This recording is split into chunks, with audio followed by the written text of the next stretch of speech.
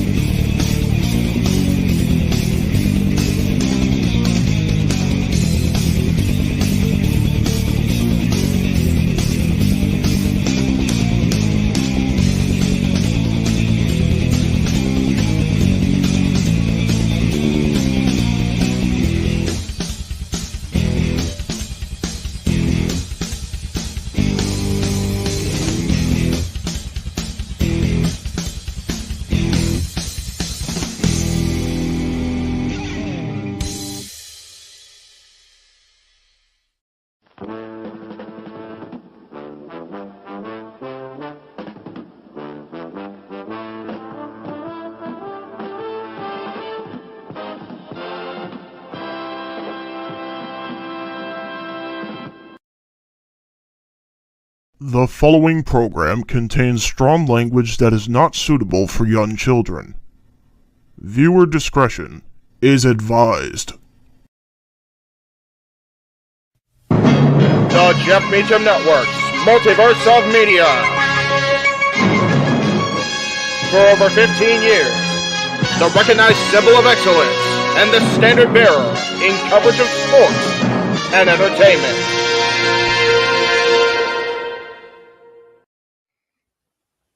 JJ, Jeff, you want to kick this thing off? Because I'm still trying to process everything here. Yeah, it's like, who wants to go first? Yeah, who wants to go first? Well, Come on in. It's open mic night with your host. You could maybe say there's really 4 topics, but it's split into 6. The Renegade, J.J. Williams. The Sammy and Eddie Kingston thing, which one's the better smelling turd? And his panel of co-hosts. I am the founder. We'll call me that for today since we're going with the Jeff Jarrett love theme here this week, according to JJ. The West Coast Professor, Jeff Meacham. Karma is karma is karma. That's professional wrestling! Damn it! The Simple Man, Noah Foster. It's showtime! Yeah! How you doing, JJ? How you doing, Jeff? James. Yeah. And the Heb Man, James Hebert. Imagine Bill Burr, Joe Rogan, Paul White, the Baldies! There you go! It sells itself! God. Get in there! Showed his ass and shit the bed. He's not Amber Heard. Give it time, JJ, give it time. No, I'm sure Jeff has some stuff that... Dumb move. Just don't pull this bullshit again. You get one. Tony needs to stop caring about the ratings. Bradshaw said as long as the ads are in place, we're not going to lose that third hour. Ring of Honor does not have to be AEW light. They don't necessarily have to coexist with each other. We kind of saw that tonight to a degree. Along with a panel of guests. He's no longer glorious. Don't you bring that up. You want me to rant about what my NXT used to... No, we are done here for the night. I swear, James. Because you never know who may show up for open mic night. I leave our company in the capable hands of an extraordinary group of superstars, employees, and executives. The first thing that came to my mind was, it's about damn time. Amen! I literally touched everybody in the state's trash. So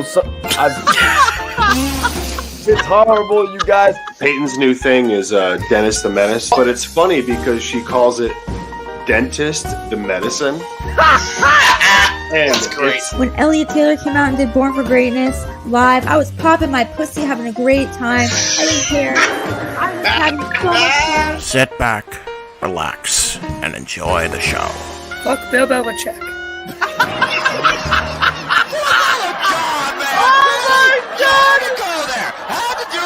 Football thing. We ended on wrestling, and then you bring in that shit. That's just how the thing goes off the damn rails.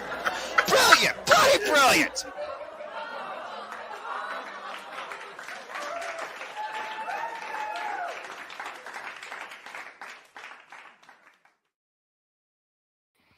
What is going on, everybody? Welcome to the Saturday Night Shenanigans that are open mic night.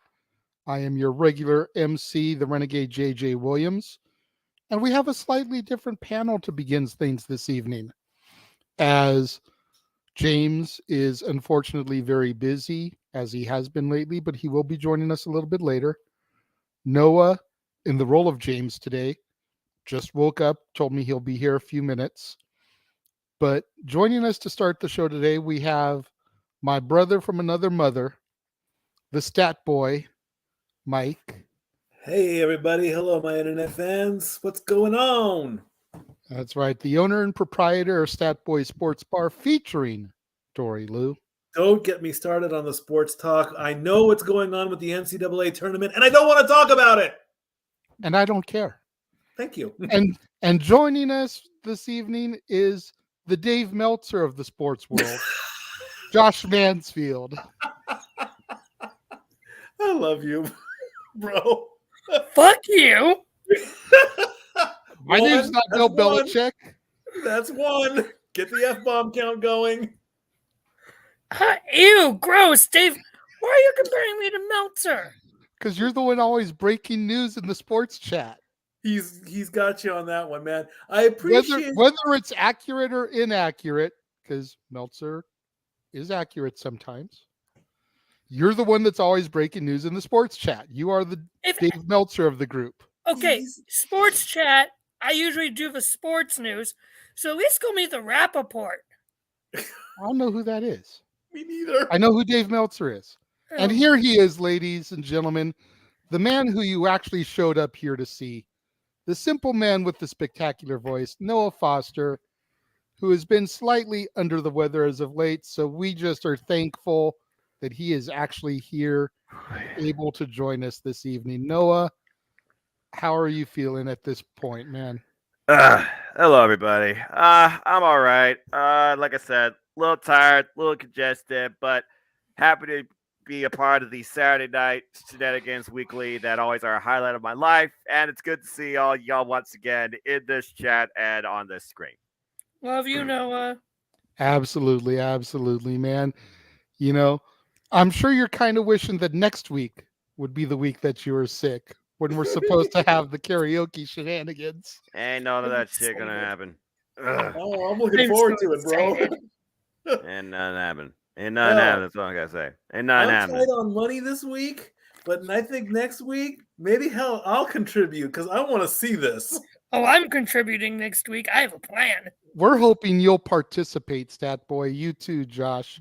There is a hidden video of me doing karaoke, doing Paul McCartney's Wonderful Christmas Time. That's all you're gonna get. You ain't gonna get me live. Aw, come on, Mikey. I have been there with you doing karaoke, and I know how much you love some wrestling themes, dude. I kind of want to hear you do like some D-Generation X. I'd like to hear you break out the game. You know, maybe a little bit, maybe break out a little bit of Real American for our boy Blaine. Oh God! Oh! When you tug at the heartstrings, I hate you right now. I'm excited. Air guitar not included. Ugh. We'll see what happens, bro. We'll see what happens. Ain't nothing happen. Gotta have the air guitar in there too. Ain't happen. Bill and Ted going. Ain't nothing happen. It's okay, Noah. It's okay. We know how you're feeling right now, so we'll give you the golden ticket out. I see everyone is starting to show up in the chats. Nathan is here. Hello, Nathan. Hello, Ryan. Daniel, to steal a quote from The Miz, welcome to a must-see edition of Open Mic Night. Every week's that in some way or fashion. I think the definite must-see edition will be next week, our Mania kickoff party. But I digress. Buy the shirt. I did. I need to buy Daniel one. says he's watching the stream and watching some NCAA college ball. No NCAA. No. Gabrielle is here. Safed is here. Ryan says, "What's up, Josh?" What's up, Ryan? Ryan Ratnick says that if you're the Meltzer, who's the Brian Alvarez? Oh Lord. TBD. He left. to be determined, I guess, at another later point in time. Psycho Jet Black says the same thing. If Josh Mansfield is Dave Meltzer, then who's the Brian Alvarez of No DQ? Mr. Tito. Bleh. That might be a fair take. One.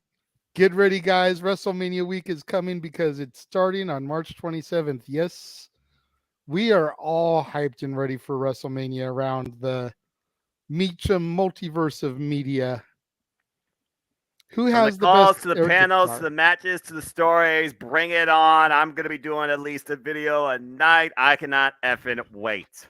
Oh, no, me neither, Noah. And like, I was talking with Jeff when we did our Mania main events show, which will be going live on Monday. Get that plug in there a little bit later. But yeah,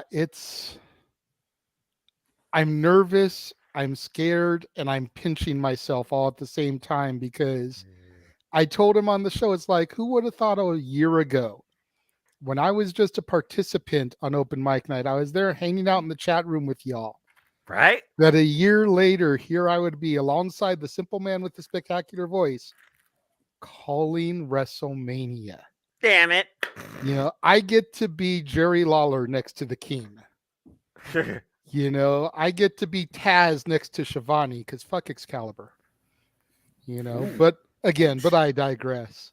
Hey, all the comparisons you wanted, as good old JR says, the greatest of all time, which was before my time, which was Gordon Sully, according to him. You wanted to go even deeper. You talk about Gorilla Monsoon. You talk about Bobby the Brain Heenan. Yes. You talk about, the two-person booths of today and Tom Hannigan and Matthew Raywalt, Kevin Kelly and Chris Charlton, Caprice Coleman, Hebert Kabani. Bottom line, this is just going to be fun as hell, and I'm looking very forward to calling all these shows across all things wrestling. Shout out to HW family with you, with James, it's just gonna be a fun damn time. I'm ready for it. Me too. Me too. Psycho Jet Black. I would say that the best air guitar has to go to La Parka. That's my take on that. I haven't seen Kyle O'Reilly do air guitar too much. Hollywood Hogan was pretty good, but La Parka, man, he got down with it. He was like some Bill and Ted level shit with his air guitar. He was into it. And then Tanahashi always does air concerts at the end of his matches in NJPW. So there's people that know how to rock a good air guitar. There are people. Oh yeah. Brian R says, "What's going on, guys? Ready for a great show?" Absolutely. Raymond, I cannot honestly address that because I have yet to see SmackDown. So I will touch on that in the sports bar. I do have a rant for that. Okay. Brian R says he's going to SmackDown on Friday. Let's see how it goes. Yeah. I mean, you're going to be 1 week removed from Mania, dude. Like, you're not getting the go-home show, but you're going the week prior. I feel like this week has to feel more like go-homes than the actual week of, because the week of, they need to have all this stuff together, or we are in for some madness, I'm sure. Yeah. I mean, in all honesty, as much as we talked about last week how we'd like to see the Dom Ray thing either get set up on that SmackDown or at the Hall of Fame, I have a feeling it's going to be at that SmackDown that Brian's going to be at.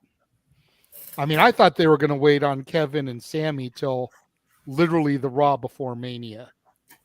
Me too. You know, to have Kevin stretch it out just as long as he possibly could, making Sammy wait. Yeah, if they finalize or make official the last participant to show up on WrestleMania, now they got these showcase matches because, good Lord Almighty, everyone deserves a participation award, I guess. Yeah, it's a way to get people on the show without doing the Andre Battle Royal. Well, I mean, when did Liv Morgan and Raquel become a fucking tag team? Can anyone answer that for me? And don't say last night. And don't say last night, because I've been watching every week and I haven't really seen them tag. Tag, no, they've been accompanying each other and just being in each other's corners. Okay, so done on the spot. But as far as I'm concerned, go home Raw. They need to finalize everything for WrestleMania, including the damn order. SmackDown basically needs to be nothing. But here's what's going to go on to this show. Period. Point blank. Simple. There you go. Psycho Jet Black asking, are Noah Foster and Statboy secretly brothers? I do see some similarities in facial structure, especially around the nose, mouth with the beards and then the glasses. So I can kind of see where he's coming from, but no. Trust me, I've met Statboy's mom. No. Just no. I consider Noah my brother, so I would say yes. I mean, we're not blood brothers, but hey, I mean, I've got we're so all many brothers brothers. in different facet. As far as I'm concerned, we're brothers in wrestling. As far as I'm There you concerned, go. You know, I mean, absolutely. I apologize if there sounds like there's some background noise on my side. I've got one of my girlfriend's daughter over here making me a homemade shake for drinking on the air. So if you hear some background noise, it's the blender. I do apologize. How about protein or we can't hear smoothie? anything. No. I'm talking about like a Reese's ice cream shake. Oh, that's good stuff right there. That's real good stuff. That reminds me of my days back at Steak and Shake when I literally made myself a side-by-side Stranilla with Reese's on top. Josh Always is giving on me job. the stink eye. He was the one that was talking mess when I got the Pizookie. Pizookie? Yeah, while the trailers were going, I was eating a homemade Pizookie. Like, they legit baked chocolate chip cookies that fit in. Can I see your pan, Natalie, real quick? A chocolate chip cookie that fit in the bottom of this pan with Reese's ice cream topped on top and chocolate drizzle. Nice. Now that's a good dessert.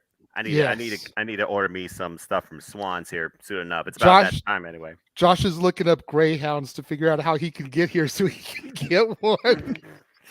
That's why he went off camera. He didn't actually get a call. He was looking up Greyhound bus schedules. He can make No, one. I got a call actually. Here it comes right now. Thank you, Kyra. There you go. Well, cheers to you. See, I'm pretty sure mine gave me a stomach ache earlier, so because I got mine from and my hot dogs from Sheetz didn't taste that good tonight either. I didn't really have any dessert-based stuff today. I just had like a hot open-faced roast beef sandwich with gravy. The Brothers of Wrestling versus the Brothers of Destruction in a karaoke contest. I would pay every cent that I own for this, just because that means we'd have to see The Undertaker sing. And I don't think he would do that. It would be weird enough seeing Kane. He did not break character. Enough. He did not break character. Enough. I could barely see Kane doing it for the. I damn sure couldn't see Undertaker doing it. No. Undertaker didn't even break character when they were doing spinner-Rudy-offs after a Monday Night Raw during the Bischoff era. He damn sure will never show you a tune. No. That is never going to happen. No. Ever. And that stat is Stat Boy approved. Hey, that's one. Gotta break it out early. That's all right, gentlemen. Get the count going. We're gonna need an extra notebook worth of notes for this friggin' week coming up after this week. We need an F-bomb count and a Stat Boy approved count. No. I don't think we got to worry too much about F-bombs here based on the itinerary. So that being until said, James gets here. That's fair. That's fair. Yeah, that's true. Still got about 45 minutes. Set the clock. So we're going to start things off nice and easy. You know, we're kind of talking about Mania a minute ago. Right. They made the announcement this week on the bump. The next WWE Hall of Fame inductee, the Great Muta. Wow. To be inducted by Ric Flair, the Nature Boy. Woo! No strangers to each other, that's for sure. No, not at all. Should have been Sting, but obviously. Probably should have been Sting, but, you know, obviously he's tied up with Senior Khan and not Tony. Right. But, the lesser of the cons. Depending on how you look at it. So it just kind of is what it is. It's not going to be a thing where they're going to get somebody from AEW. If they were going to do that, they would have had Billy Gunn for Raw is 30. Exactly. Period. Simple as that. So, as good as it would have been for Sting, I think Flair is a good call. It's a good shout. You know, considering where Flair was, let's just say a year ago, and his relationship with the WWE, for him to be back in the good graces, granted, now that Hunter is running things, right, and Hunter loves that man like he's his own papa. Pretty much. It's great to see Rick going to get up on the stage and induct Muta. I agree. Let's hope we get a sober Ric Flair, though. Let's hope that we don't get a 35-minute woo contest between the crowd and Rick before he starts talking. Come on. I feel like they're going to be on the clock for sure this time, since it is right after SmackDown, and this class rate feels like it's going to be much smaller than normal. I don't even think they're going to have the same type of setup that we're thinking about here. This Hall of Fame is going to be unique, yes, to say the least. Agree. I'm expecting maybe 2 more people, if that. I'm hearing the grumbling that they're trying to iron things out with Stacy Keibler.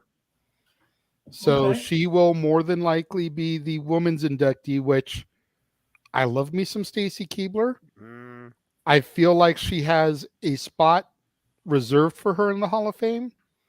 I don't think it should be this year. That's just weird to me right now. Just thinking about, you know, I mean, when you figure you've got Victoria, who's way more deserving. No disrespect. That's what that was my pick. And she started her career out here in SoCal. Mm-hmm. When you've got Melina, who again You know, the paparazzi shtick. She hailed from Los Angeles, California. And then you even have still Sable, the first diva to really cross over into Hollywood doing movies, wife of Brock Lesnar, who may be having his final match this year. Allegedly. So I said maybe having. Right. You know, those three I feel would have been better suited for Hollywood than Stacy Keibler. Agree. I feel Stacy would have been a good person to do the next time they come near the deep south. You know, Atlanta or something, considering her career started in WCW. So, you know, New Orleans, Atlanta, even a Florida, somewhere in that area. You know, you figure WCW started off as the Crockett's from Florida Championship Wrestling. Somewhere in that area would make more sense, I think, for me, for Stacy Keibler. And then I see your hand, Josh. 1 second. Supposedly McFoley got a call to induct someone. So whoever that person might be would probably be a fourth. Not sure who. You know, honestly, I thought maybe Muda was going to be Foley. I was starting to do research, see if there was connection there. I didn't even think when Flair was going on the bump, it was going to be Muda, because I figured that was something they would announce to the Raw or SmackDown crowd. Mm-hmm. I didn't think that was something they'd just throw away on the bump. It'd be different if Shinsuke Nakamura, because Shinsuke Nakamura had literally his last match. Yeah. You know, so when I heard that Ric Flair was going to announce somebody on the bump, no disrespect to these people, but I was thinking Tully Blanchard, Barry Windham, you know, another horseman that isn't Arn, because Arn's tied up in AEW too. Correct. That probably wouldn't get the kind of pop from a live crowd that Muda would, that Ray did. So I was thinking those levels, maybe even Luger, you know, because while Luger would garner the reaction from the live crowd, there's still some people that are meh on Luger, since he was indirectly responsible for Liz's death and everything.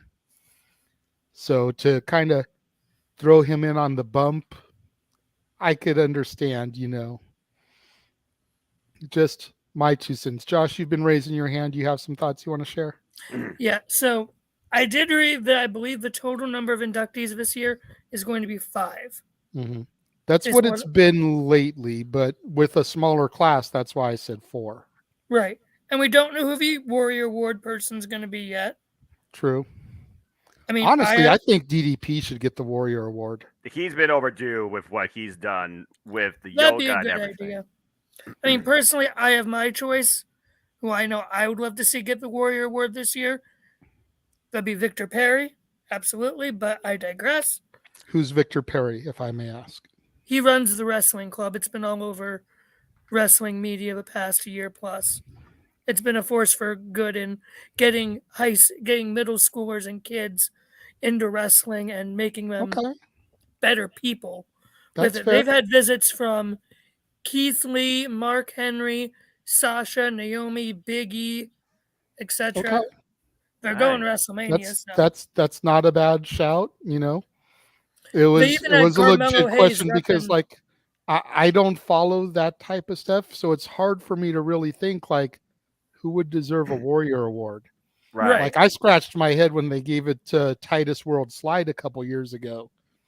But then Jeff had to tell me, you know, everything he does on the outside for the company. Mm-hmm. And I was like, okay, still don't know if he deserved it over Shad that year, considering what just happened. But I can kind of understand that. And then they did Shad the following year. There could be any ambassador.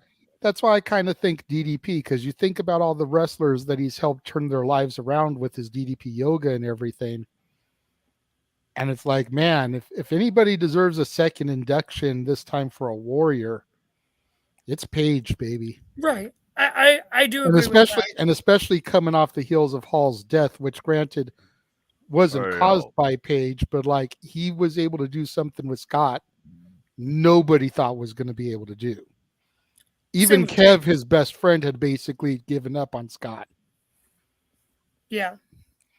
Can Vince going in right now is still a touchy subject because of the scandal and the impending sale. I honestly do feel Vince will go in. I don't think he'll go in until the next time they go to New York proper. He won't go in Considering until he's dead. I disagree. He's out of the company now. I think Triple H is really trying to work him over on it. But New York is WWE's home. The Garden is the Garden is the Garden, Vinny. I don't think Vince will go in until they get to New York. The side of the very first WrestleMania, it would make perfect sense. Yeah, whether he's alive or deceased at that time and it's posthumous, I don't think he's going until it's New York. And we already know 40 is going to be Philly. So 41 is New York. There we go. Yeah. Now, in continuing, we were talking about, Stacy Keibler's a possible. Mhm. And you mentioned, Victoria, you mentioned Melina. We have to remember that a lot of times it also depends, is A or B available to go in this year, to go in any given year. For instance, this year, Rey Mysterio is headlining because Rock is unavailable and Batista is unavailable. Right. A and B both gone. So Rey is the one who is headlining. I think that's what we also have to take into consideration. Well, I happen to know for a fact that Lisa Marie Varon, Victoria, is going to be in Los Angeles. They're going to be hosting Dresselmania for her show, GAW, Grown Ass Women. Her, SoCal Val, Mickey James, Mick Foley is going to be the lead MC for the show. They're all going to be in LA. So it's not like she's going to be that far. She's going to be like 20 minutes in good traffic, 3 hours standard LA traffic. You could show up on the red carpet if they still choose to do the red carpet. And it's possible that could be who Foley's talking about. And somehow he got called to induct her because he's going to be doing WrestleMania with her anyway. It'd be nice to see two women inducted into a Hall of Fame, actually, as two inductees in the same class. Because and not as a tag team. Well, not as a tag team, that. Right. It's one thing if you're inducting like Lay Cool together. It's another thing to induct Sable and Victoria. Right.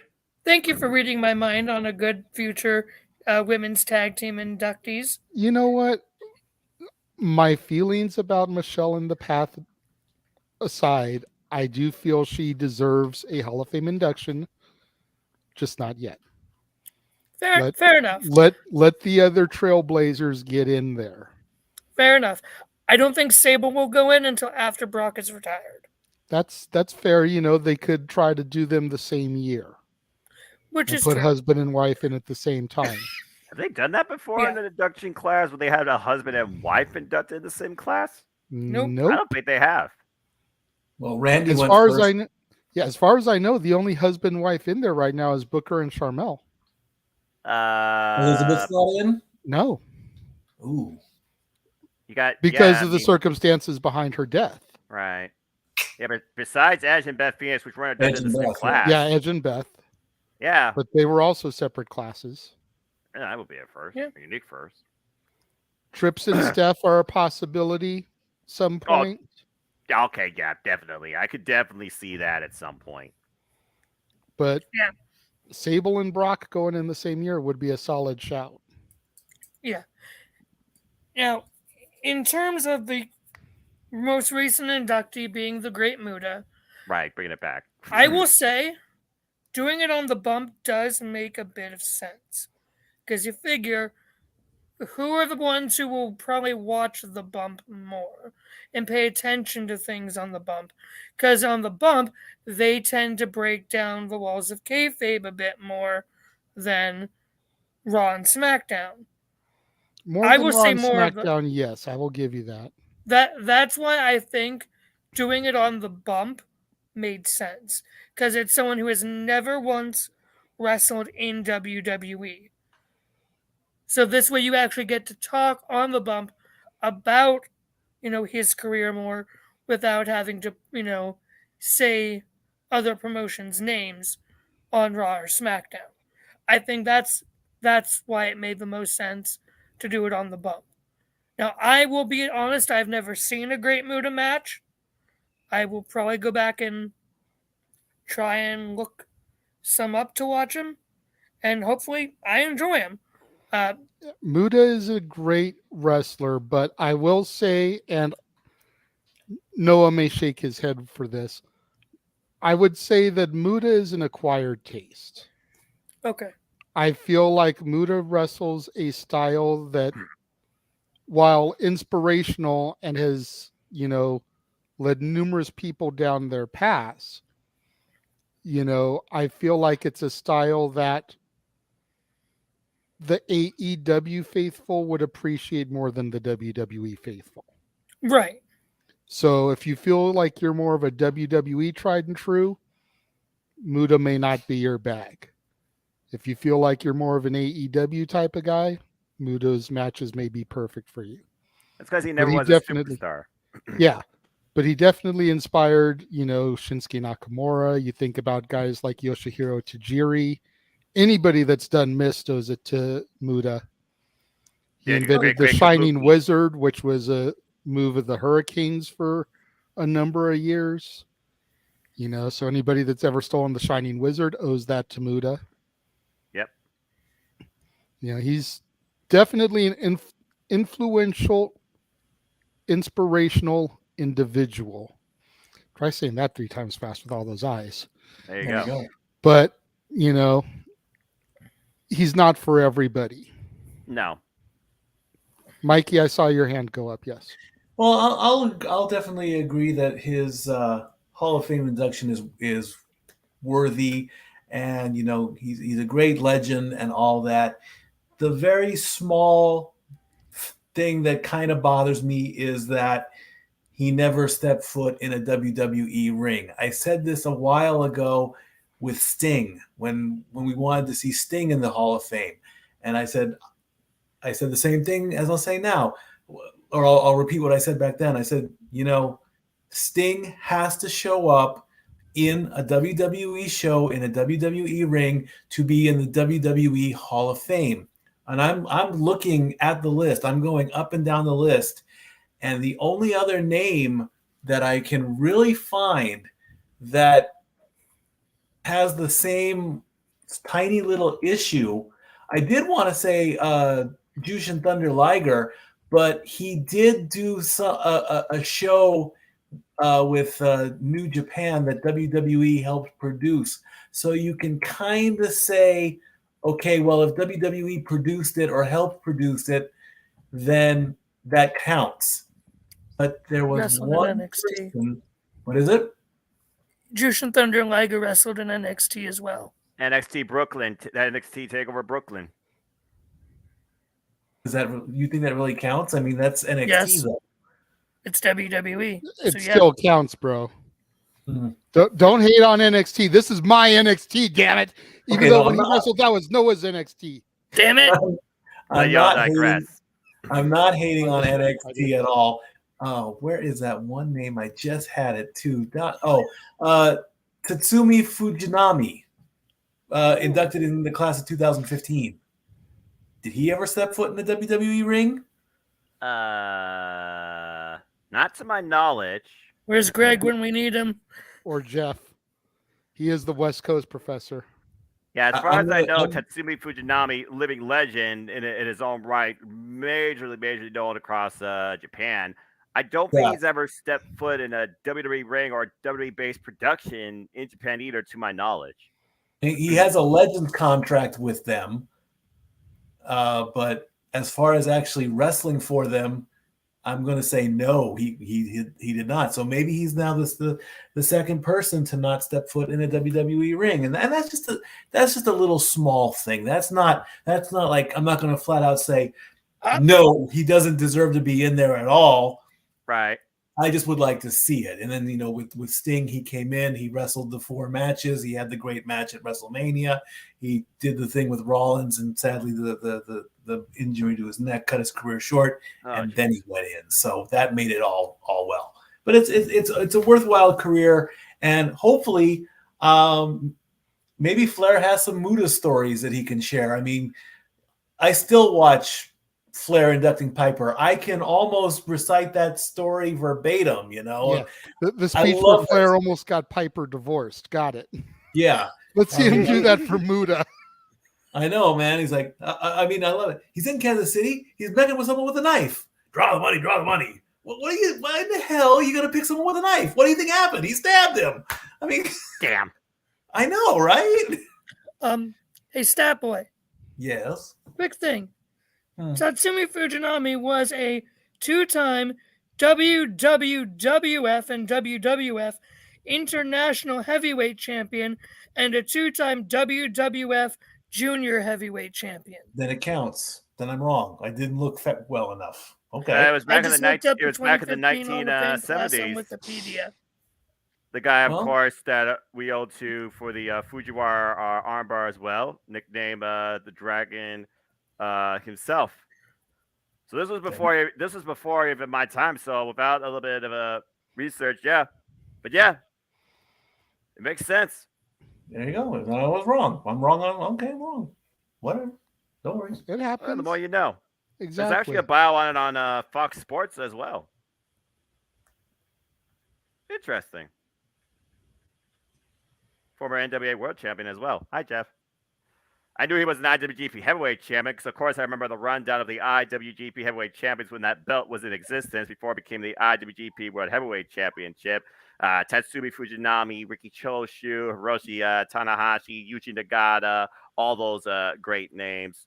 But anyway, sorry again on a sub-tangent.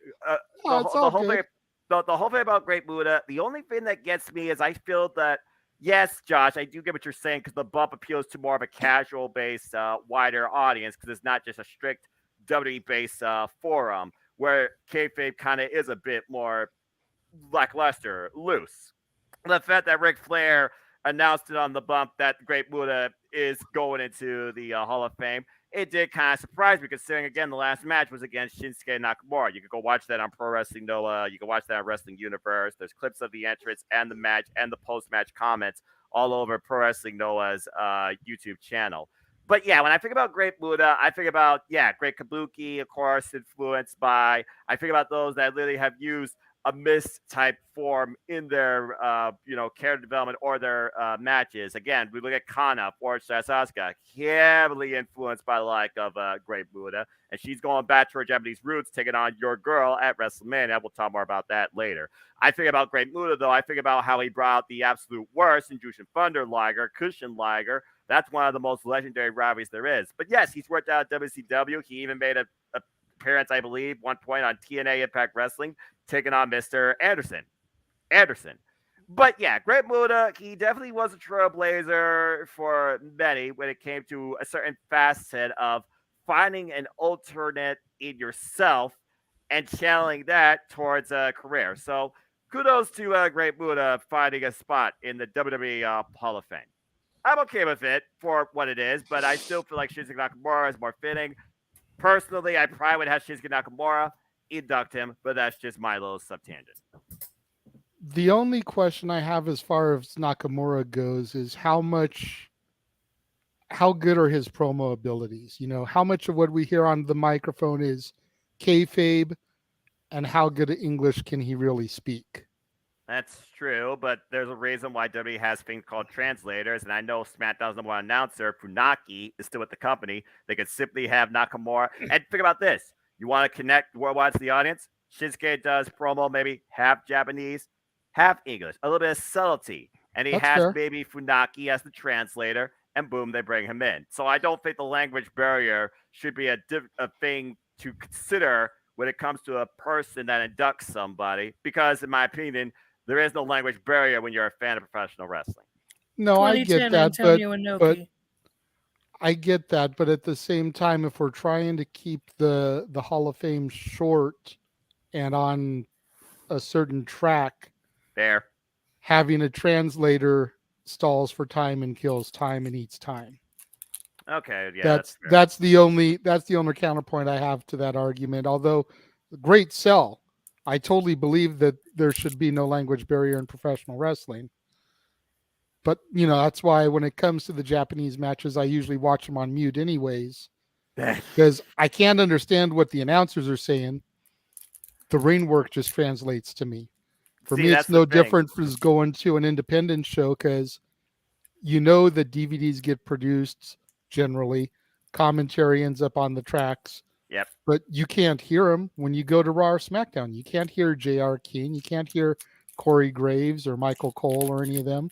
Yeah. You don't hear it unless you see it on TV later. Yeah. So I just mute the New Japan stuff. Then I don't have to worry about the translation in the audio. I just watch the match. I do love Milano Collection AT and the Japanese Contingencies energy, though. There's a certain energy that Japanese commentary has that just no draws doubt. me in. No so doubt. That's one commentary I don't mute. it's like listening to the Spanish language commentary. Like I don't understand a word they say there either, but they just get so into it. Brutal. Yeah. The triple Hugo Savanovich. Oh yeah. But congratulations to Great Buddha, and this should be a fun little thing. And what a nice little bow on Great Buddha's overall legacy, as both he and the wrestling genius himself, Keiji Muto, said bye-bye.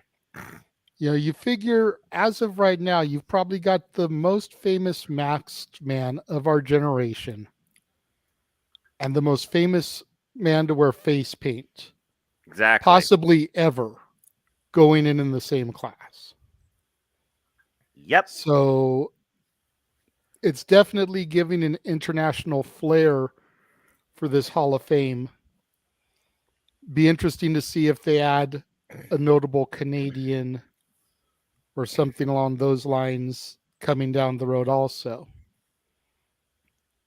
They're running out of time, so TikTok's all I got to say about that. Yeah. They got 2 weeks to finish out this class. In 1 the week, words really, of Karrion because again, Kross. announcing, like I said, doing anything beyond the Raw go home into WrestleMania week for both WrestleMania and the Hall of Fame. I'm at this point like, no. Yeah, I agree. All right. Good talk, guys. That was pretty good. We're still right on track here. We're going to throw to commercial before we come back for the next topic. And during the trailers that preceded the show, you saw what's airing this month on Renegade's Reviews. Well, right now you're going to get a little sneak peek, first look at what's in store for next month on Renegade's Reviews. Check it out.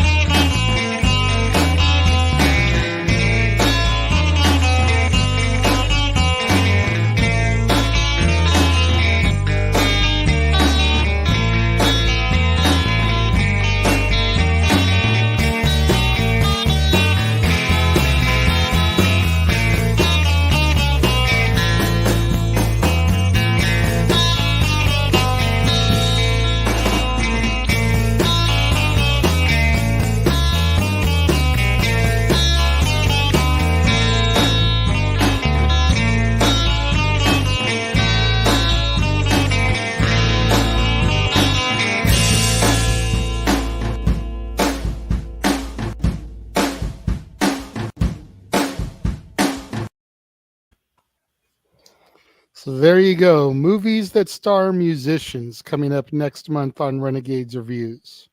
That's an interesting theme as we enter the spring season to choose for April. Thank you. Thank you. I'm looking forward to the top 10 TV villains because I know of 4 of them that I think should be on the list right off the top of my head. And villains. my lucky brother, you got to meet one of them a long time ago in Universal City. Yes, yes. TV villains sounds very broad, considering the only villains I know are mostly from cartoons, like Inspector Gadget's Claw. Hey, it's still a TV show. Still counts. Yeah, I mean, dude, the Shredder. Who would have thought Uncle Phil from The Fresh Prince of Bel-Air could be so evil? I had no clue when Renegade taught me this. He said that's James Avery. I'm like, no way. Looked up. Yeah, if you go back and watch the classic 80s Ninja Turtle cartoon, Uncle Phil is the Shredder. It's true. Well, I'll be damned. My world just got freaking connected. That's the more you know. That face you make. What? It's true. Well, now go back and watch it. You won't be able to unhear it. You son of a beach. The hell, man! I grew up Fresh Prince of Bel-Air and freaking TMNT on Fox Kid. Okay. Well, you just destroyed Noah and I tonight. This world is a small place, after all. I guess. Damn. The redneck beat me to the punch. Okay, well, we're all cool. Good stuff. Good stuff, JJ. Good stuff. Thank you. Thank you. Something that's been kicking around my head for a long time because you figure there's so many musicians that broke in and had successful movie careers. You think about the Beatles filmography, obviously. You think about Elvis. You think about Cher. You think about Madonna. Selena, which wasn't on there. Prince. Selena was a biopic. Selena Quintanilla didn't really have a movie career. Yeah, that's Prince true. did a couple of movies. You know, Kenny Rogers had the Gambler Saga. Reba McEntire's done quite a few for TV films. You know, and then you think about people that had like one-offs, like Eminem. You know, 50 Cent had a few movies. You know, Kid and Play had a few. LL Cool J's another one. 50 Cent had a video game. You know, LL Cool J had a number of movies. Ice Cube, Ice-T. Ice Cube was Friday. I do remember the Friday series. So there's a lot of stuff there to really be tapped into, and it was like, this should be fun. And then I found a double feature of John Wayne, one of my latest movie pickups, and it had The Searchers, which I saw in film class back in the day, and then it had Rio Bravo, which is one I'm doing. That's got Dean Martin and Ricky Nelson alongside John Wayne. So it's like you get a twofer there. Dean Martin, nice. Yeah, you get Martin without Lewis, and you get Ricky Nelson fresh off the heels of like Ozzie and Harriet, because this is like 1959. Gotcha. So, you know, it's like he's in his heartthrob status at that point. So should be a lot of fun to get into. A lot of stuff to digest, as Jeff would like to say. Yeah, Absolutely. Thank you, Legendary Static. There's another one. Steve Urkel was Sonic in the OG 90s cartoon. I was aware of that because that was Josh was not. Look at Josh's face. Damn, the thing is, they made so many. The thing is, they made so many Sonic cartoons. I've seen like all of them, and some of them I'm like, One that really stood out for me was when Eggman truly felt like a villain. Hey, there's another one. Was definitely Sonic Underground, and that had much more of a music vibe to it, but also had like a dark undertale when it came to the Sonics and their mother. That's a whole different tangent. I feel like Josh right now is my daughter's spirit animal. The way he's reacting to getting his mind blown on some of these, because like me and her mom and Cece will tell my daughter some of the people, like we were watching Spider-Man 2 today. Spider-Man. You know, Kirsten Dunst is Mary Jane. I pulled up a picture for her of Jumanji with Kirsten Dunst. I was like, there you go. Connect the two together. Steve Urkel, Family Matters, one of my all-time favorite shows in the morning when I was a kid. And my mom's like, no, why you wear your pants so high? What, they're up that high? I didn't mean to. Did I do that? I don't wear suspenders. You know, I literally can trace my love of cheese back to Steve Urkel and Monterey Jack from the Rescue Rangers. Yeah. Legit. That's growing a fact. up watching those two things, and I'm at the point now where I joke that when they cut me open and I die, cheddar's going to ooze out instead of blood because I eat so much freaking cheese. Did I do that? But I can literally trace my love for like an abundance of cheese back to those two characters. That's fair. Family Matters. Good stuff, you little white. I need alcohol now. So Fine, Josh. we're gonna move from the Hall of Fame to some WrestleMania talk. Oh Lord. This is all still just rumor. This is hyperbole. This is possibly. This is what if. All right. But apparently, you know, something's happened with Bray Wyatt.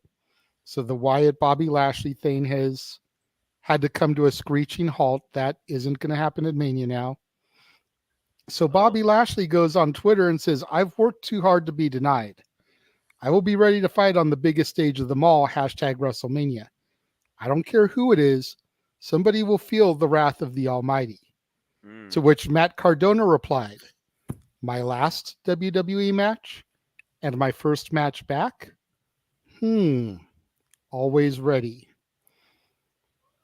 Now that Chelsea is in the company, could we get the Long Island Ice Z, the original Broski, pulling a Cody Rhodes and making his re-debut on the grandest stage of them all against the almighty Bobby Lashley? Yes. Josh seems like he's excited about it. Josh, you want to go first this time, my friend? Oh, I love Cardona. Dude, I was a Zack Ryder fan when he was in WWE. I have a Matt Cardona shirt, which is like the only non-WWE shirt besides No DQ and Greg shirts that I have. When are you going to get a Renegade shirt there, Mansfield? Yes, I know. I need to get a U shirt. I need to get a Noah shirt. I need to get an everyone else shirt. I know. You definitely should get a Stat Boy Sports Bar shirt. I mean, you're a regular contributor. You should at least have one. Don't put me in the market conversation. I'm the budget guy here. That saves his money. And to be fair, my No DQ shirts are Virtue shirts that I won from a bet from WrestleMania 35. I remember that. That was fun. Yes. Exactly, Ryan. Woo, woo, woo. You know it. But of course, he's not going to be coming back as Zack Ryder. He will come back as Matt Cardona, which will be awesome to see what the reaction will be on the very, very slight possibility that this happens. Ryan, no thank you. I don't want to fall asleep. I mean, I could use a bathroom break during WrestleMania. Why not? I mean, that's what I did last year with Accurate. Sorry, not go off topic. Accurate. Sorry, continue. But yeah, again, it's probably just Cardona trolling people on Twitter. As he does. Because I've seen no actual reports on this. Exactly. But I mean, you know, Cardona is known for playing the game. Mm-hmm. So whether it's trolling or whether it ends up being true, the bigger question right now is this something that we want? Yes. And then the flip side is this something that WWE would do? Is it something that we want? Yeah, we want Cardona back, I think. I think he'd be a very good addition to the roster. Is it something Triple H would do? Triple H wasn't exactly the biggest Zack Ryder fan. But that was also Zack Ryder. That's not Matt Cardona. A lot of things have changed for him. True. I guess it just remains to be seen. So that's... Would I enjoy seeing that if Bray Wyatt's no longer on the table? I think it'd be a good match. I mean, it could always even just be a one-off. Yeah. You know, it doesn't have to be a full-on contract. Right. Yeah. Stat Boy, what are your thoughts? I'm seeing you over here shaking your head. And just to touch on this before Stat Boy goes into his rant, as Stat Boy used to do, Josh, you're not alone. Go back on these Throwback Thursdays as they come up, especially as we get deeper into dads and on Stat Boy rants. Me and Jeff and Mikey were all pushing for Broski of the Week on the episodes. Like, we were solid Ryder fans too. We go back to when Zach was an edgehead. Oh, yeah. That's how long we've been fans of Ryder. So, back when he first started. Yeah, and Hawkins too. Yep.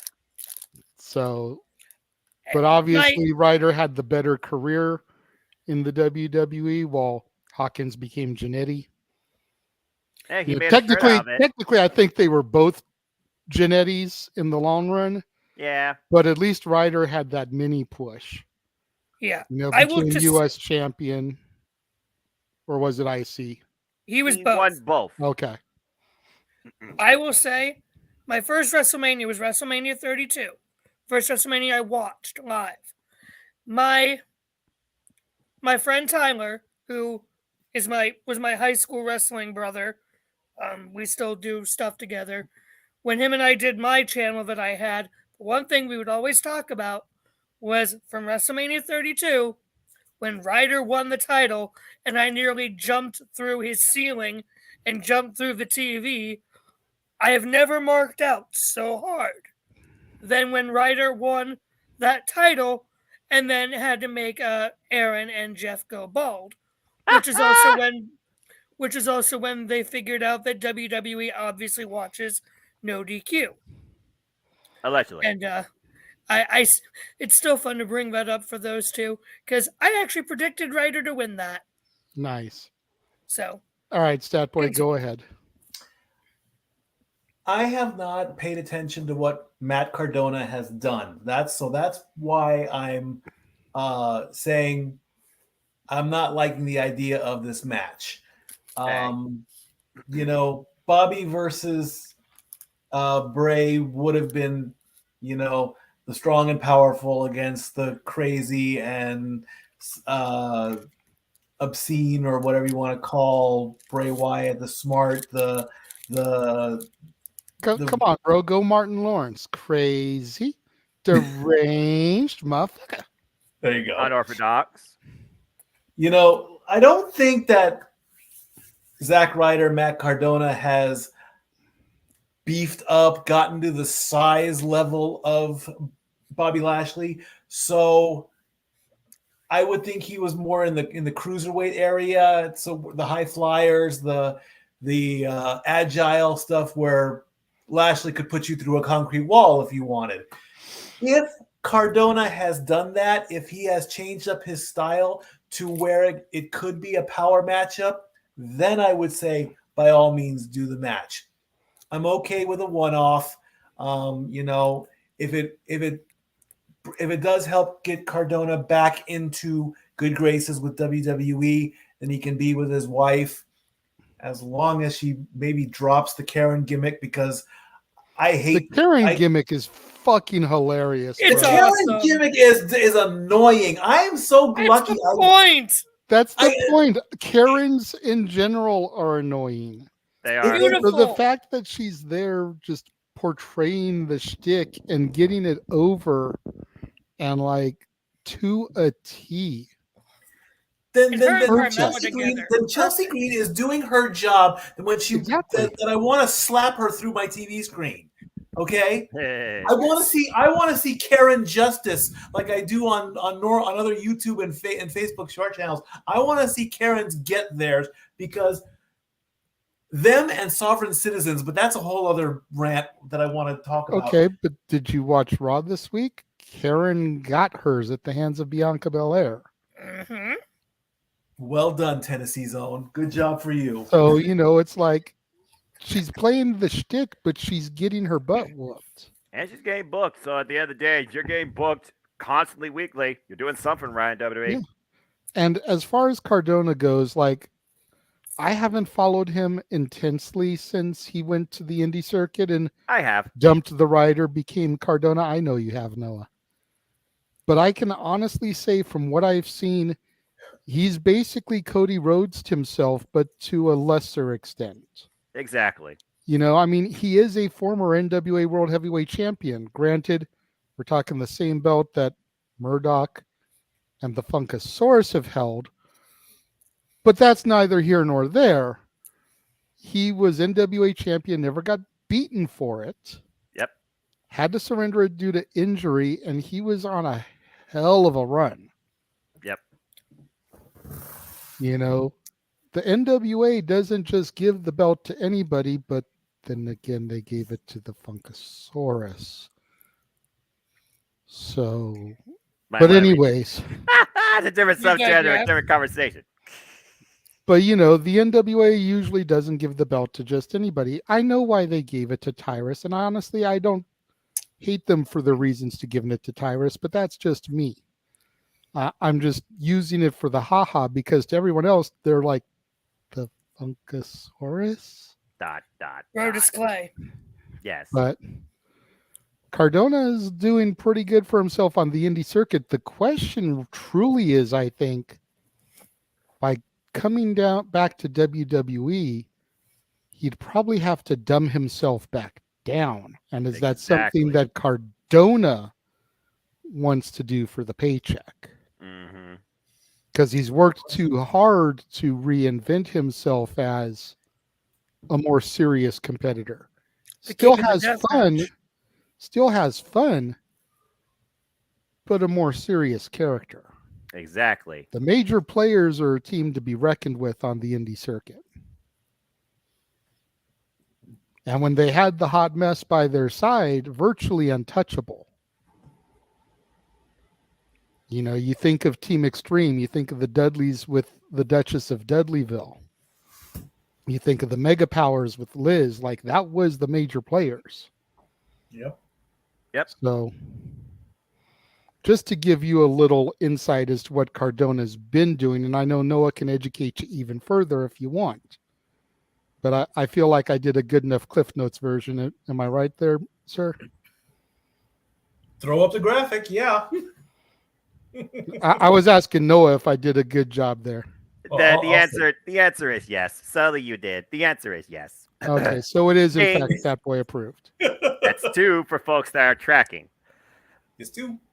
So, King of the Death Match and the Belt Collector. Exactly. That's basically what you need to know. NWA title. He held the GCW Heavyweight Championship at one point. He invaded GCW and friggin' pulled a Vince McMahon-esque entrance in the Hammerstein Ballroom at one point. He, Brian Myers, Mike Knox, Smart Mark Sterling, Chelsea Green have run roughshod across the independent scene, more particularly in Impact Wrestling. He's a former digital media champion before the motivational Joe Hendry. Yay. Got the belt, and I love the program. I also love the new music video he did.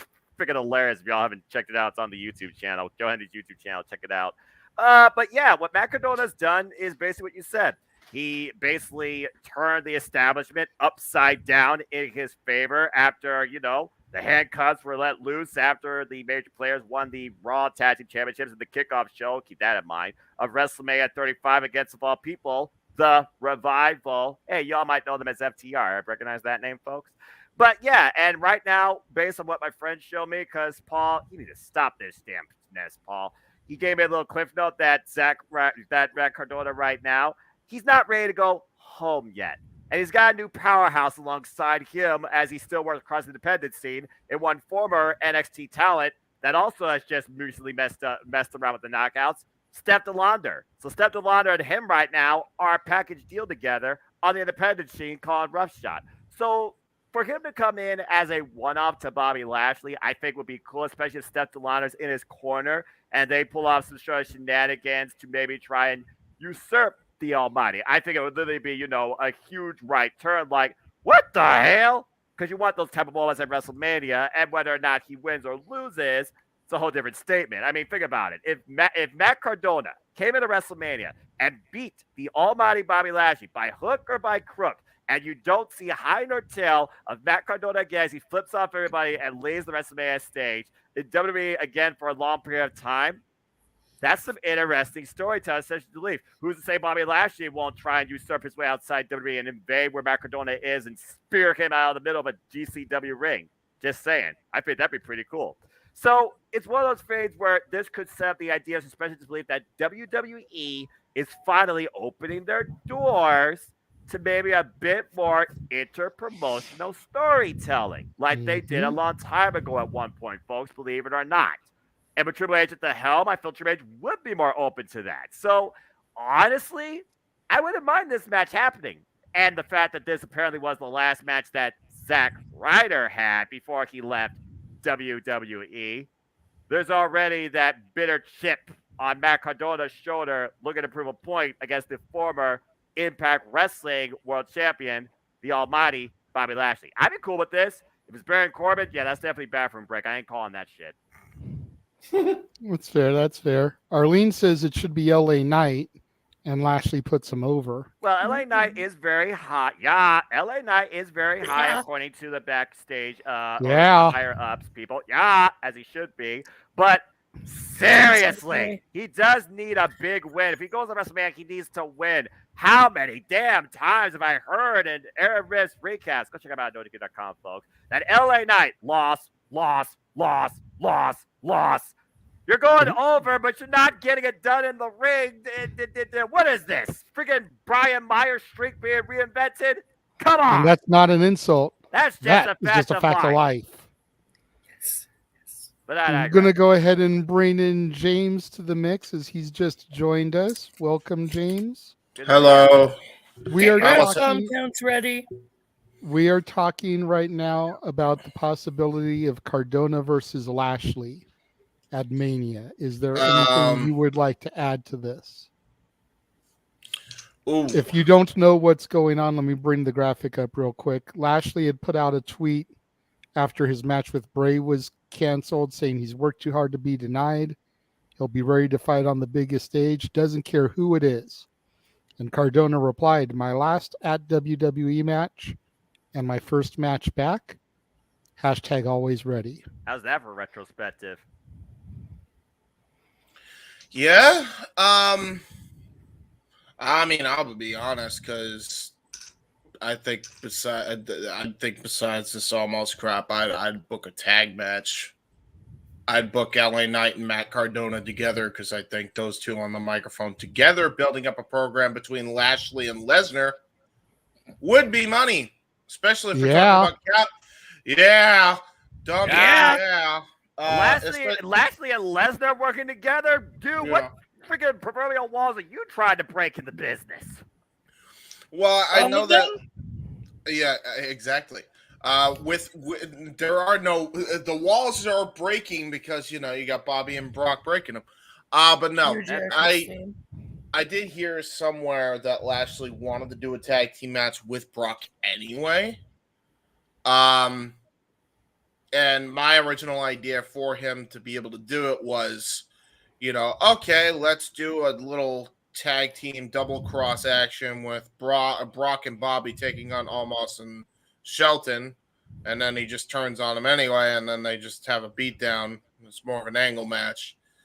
But I kind of just want to see them team for one night only and be on the same page fighting Matt Cardona and LA Knight, because I think that would be a pretty good established relationship to have. Yeah. LA Knight and Matt Cardona. I like the LA Knight and Matt Cardona dynamic. I definitely like that idea. But I mean, I guess for Brock Lesnar's last match, allegedly, that would be kind of a cool idea, because I can't really recall the last time Brock Lesnar ever actually tagged with somebody in a wrestling match for even a cup of coffee. Besides Paul Heyman, because I'm sure they put that angle at least one time in his career. Plus, if the first time they teamed together, they beat Bobby Lashley and Brock Lesnar, because even if Bobby takes it, that would be a big effing deal. Like, that would be a big deal for LA Knight and Matt Cardona, as Matt Cardona's debut or Matt Cardona's debut as Matt Cardona return to the WWE, and LA Knight's first WrestleMania appearance they get the win against Bobby Lashley and Brock Lesnar. You know, you got to think about the history of Brock and how many main events he's been in over the years. And then you look at Bobby Lashley, who's in the Battle of the Billionaires, you know, former two-time WWE champion. That's a huge freaking thing to do. Which I just got done rewatching today, WrestleMania 23, one of my all-time favorite WrestleManias. Not particularly because of that match, but because of a lot of other stuff. But I get what you're saying. And LA Knight, I mean, LA Knight and Matt Cardona, they could have a thought about who was the better person in that match and not necessarily have the thought at WrestleMania, but the run after WrestleMania, and that could set up more things, maybe a one-on-one program with the two, particularly because for me, LA Knight deserves to move forward as a top singles star. He doesn't need to move in any direction as far as the tag team division goes, where I still believe tag team wrestling has lack of depth and actually matters in WWE, and I will stand by that.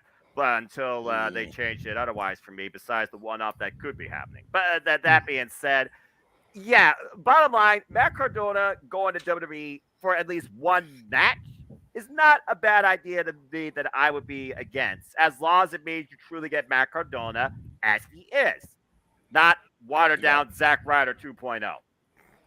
Agreed. I agree. All right. Again, some good conversation, gentlemen.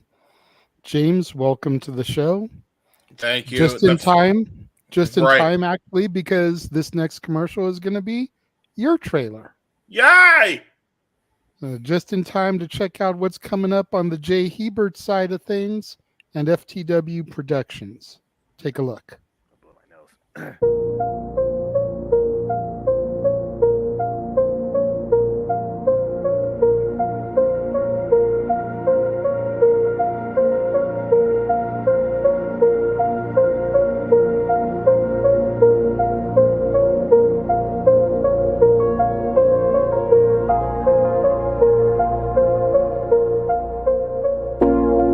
It's out of my hands, but I'm still in control. It's out of my hands. You can never take away the power of my soul.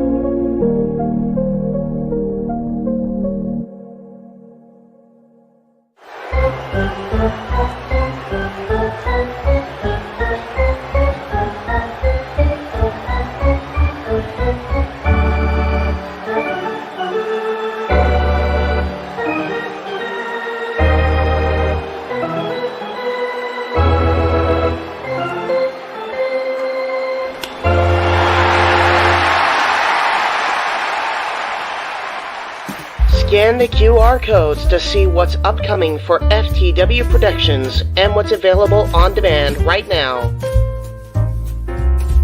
Button Master Stable Wars entire playlist.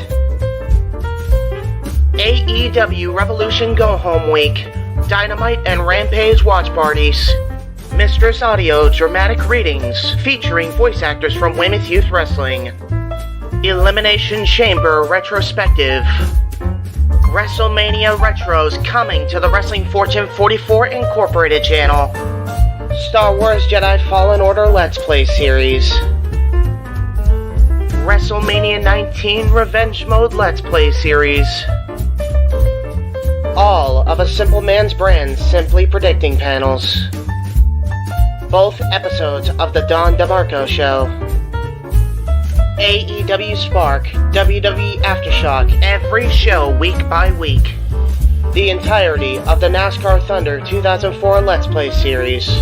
AEW Revolution watch-along coverage featuring Noah Foster and James Hebert.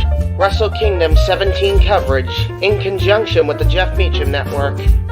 A Simple Take, WWE Simple Takes featuring Captain the 18 Studios. Super Mario Bros. Z voice acting. Episode 3 coming soon. Breaking news, ATW View Impromptu. WYW Intro and Immortal Stream. Royal Rumble Match Marathon with retros of events following Marathon. Plugs have concluded. On to the video. So there you go, ladies and gentlemen. That is what you can catch over on the Jay Hebert side of things. Lots of great content there. Thank you. I was surprised, by the way, before we went on break, that I was able to come up with the booking scenario on like no sleep. No sleep for Hebert. Yeah, pretty much. So that's going to be us starting WrestleMania week, baby. Somehow we're going to do 7 shows in 5 days, and all of us work. Yeah. And then I have Holy Week starting WrestleMania Sunday. Thank goodness for the fact that most of it is on the weekend. Yes. Yeah. Thank goodness I got Friday, March 31st and Monday, April 3rd off from work. Yay. Right. And then my birthday's on WrestleMania again this year. Night 1, night 2. Last year was night 1. This year it's night 2. April The second, cool. There you go. Good to know. We'll definitely acknowledge you. Yes, I will have a shot of Fireball ready to go for you on the second, Mansfield. I ain't doing that. So the next topic that we're going to get into tonight, I know Noah's going to love because it is AEW. Alrighty. And on Wednesday, stepping up to my girl, that bitch, Jade Cargill, we had the debut. La Buena Loca! Taya Valkyrie is our elite. God bless Taya Valkyrie. God damn right. I knew James was going to say that in more reasons than one. Oh my gosh. I'm glad you took the lead there on the La Buena Loca thing. No, I've been kind of practicing it in my head today so I could get it right, but I knew as soon as that image hit, you were going to take the reins on it. It was like, yes, okay. It's what I do. Even when I don't have my 100% state of mind and health, it's what I do. Absolutely. You know, it's going to be interesting to see Taya versus Jade. You know, are they going to pull that at Battle of the Belts and hot shot it? Are they going to slow build it for Double or Nothing in May in Vegas?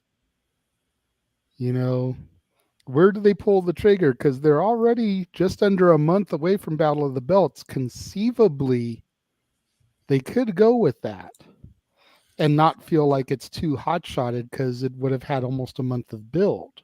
Right.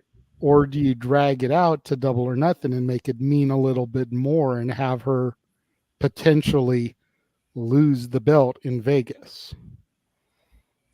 Or does she not even lose to Taya and it's just one more conquest on Jade's road of dominance? And this time, you know, everyone's been saying Jade needs to step up. Jade needs to get some legitimate competition and not just some of these AEW job chicks.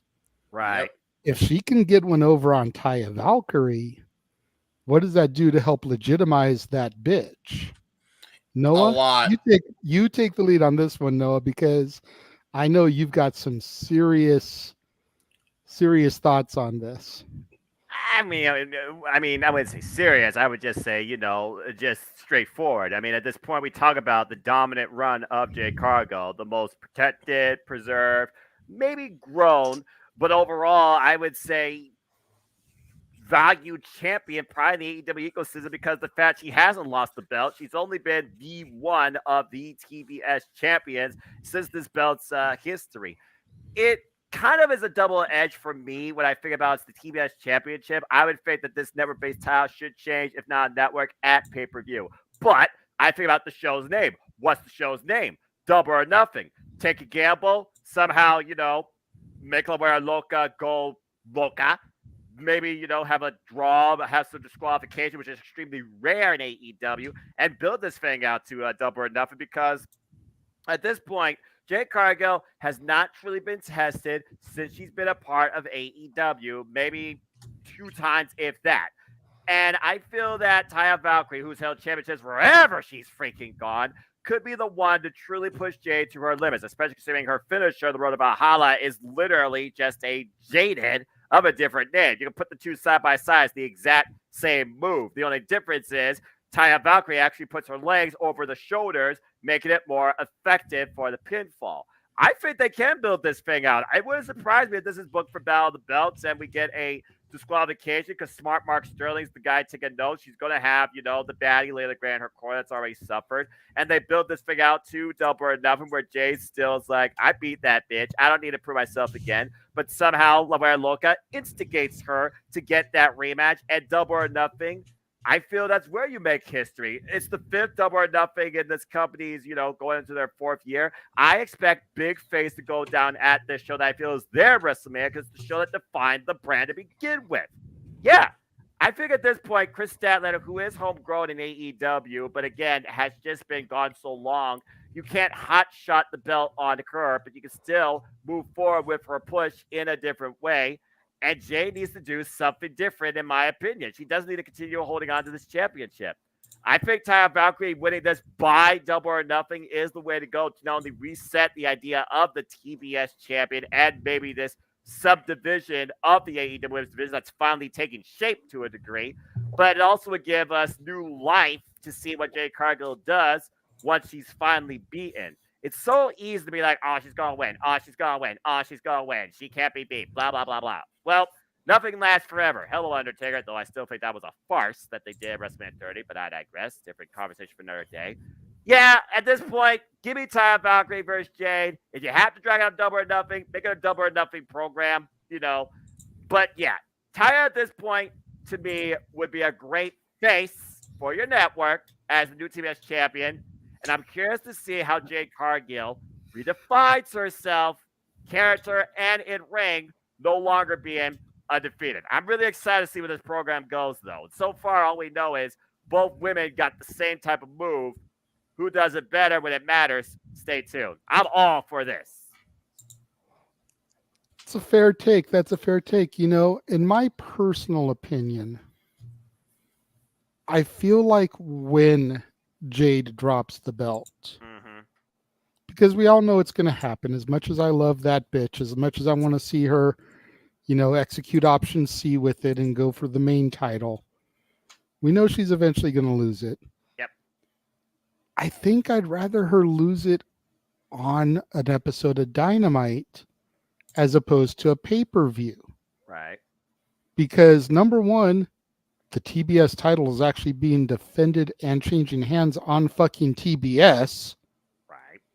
And number two, it could pop the rating, which is something Tony desperately needs. He needs something that's going to get him that mega rating, and Jade finally losing that belt is something that could do it. You think about when WCW put the strap on Goldberg, they had it on a Nitro in Georgia.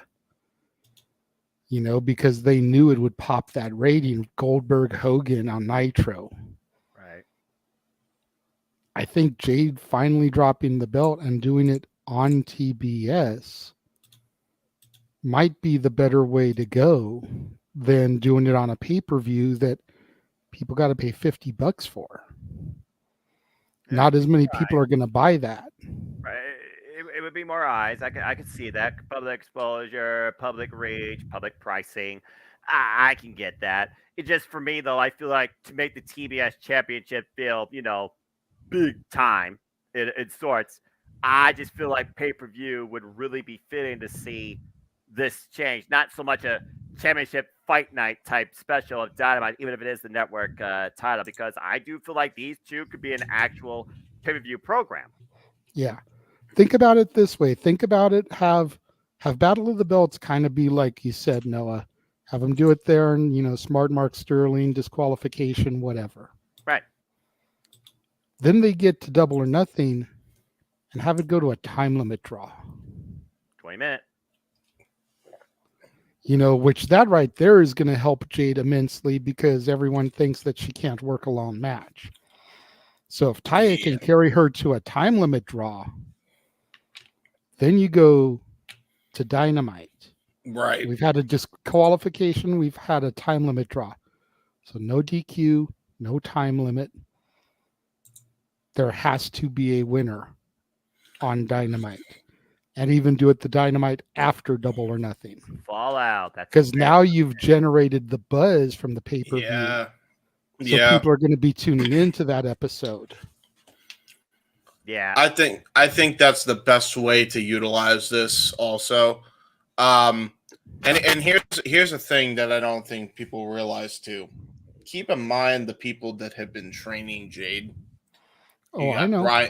Brian Danielson, comes to mind. I know Regal was helping her for a while he was still there.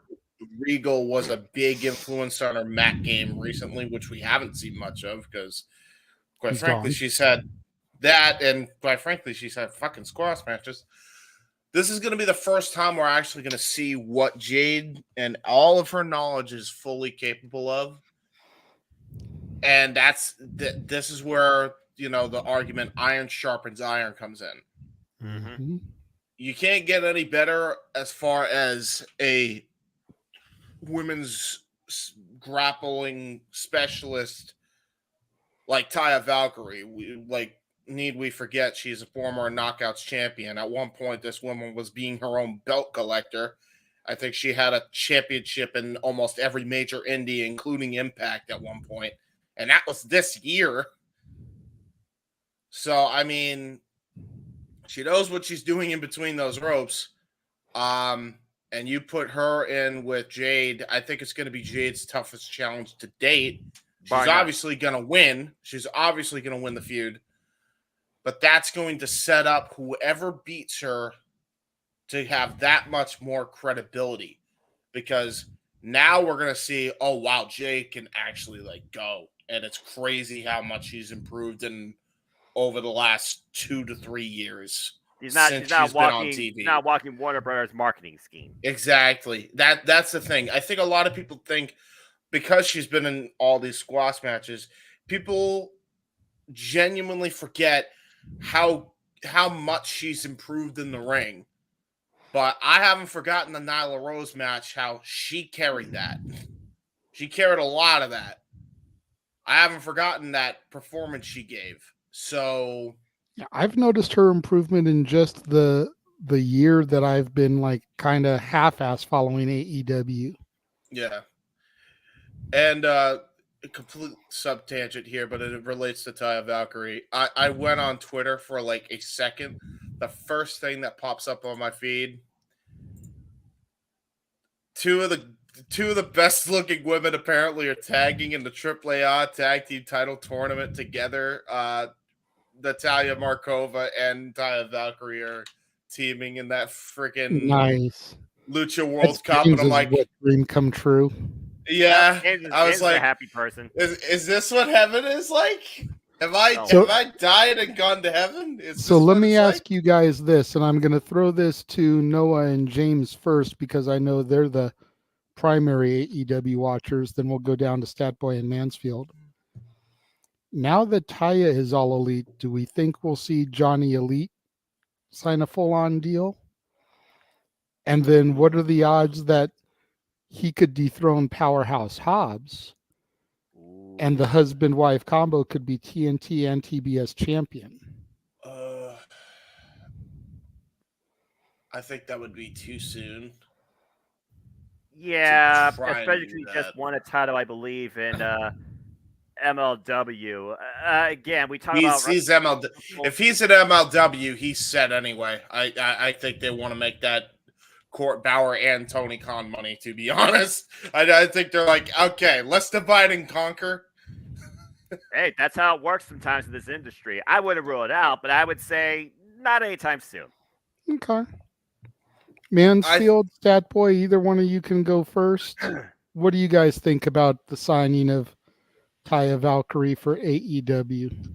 Sadly, I'm going to bow out of this one because I'm not really into the AEW stuff, so I got nothing on it. So go ahead, Bro, Josh. you need to start watching. You're missing a lot. I know. You really need to start watching. I understand if you don't watch the pay-per-views. I rarely watch the pay-per-views. I just can't afford them. But Dynamite and Rampage are free, baby. And there's a lot of good talent there. Talent that you're familiar with, whether it's from the indies or from WWE. And you've got that homegrown talent, man, that I'm really starting to like and develop a taste for, you know?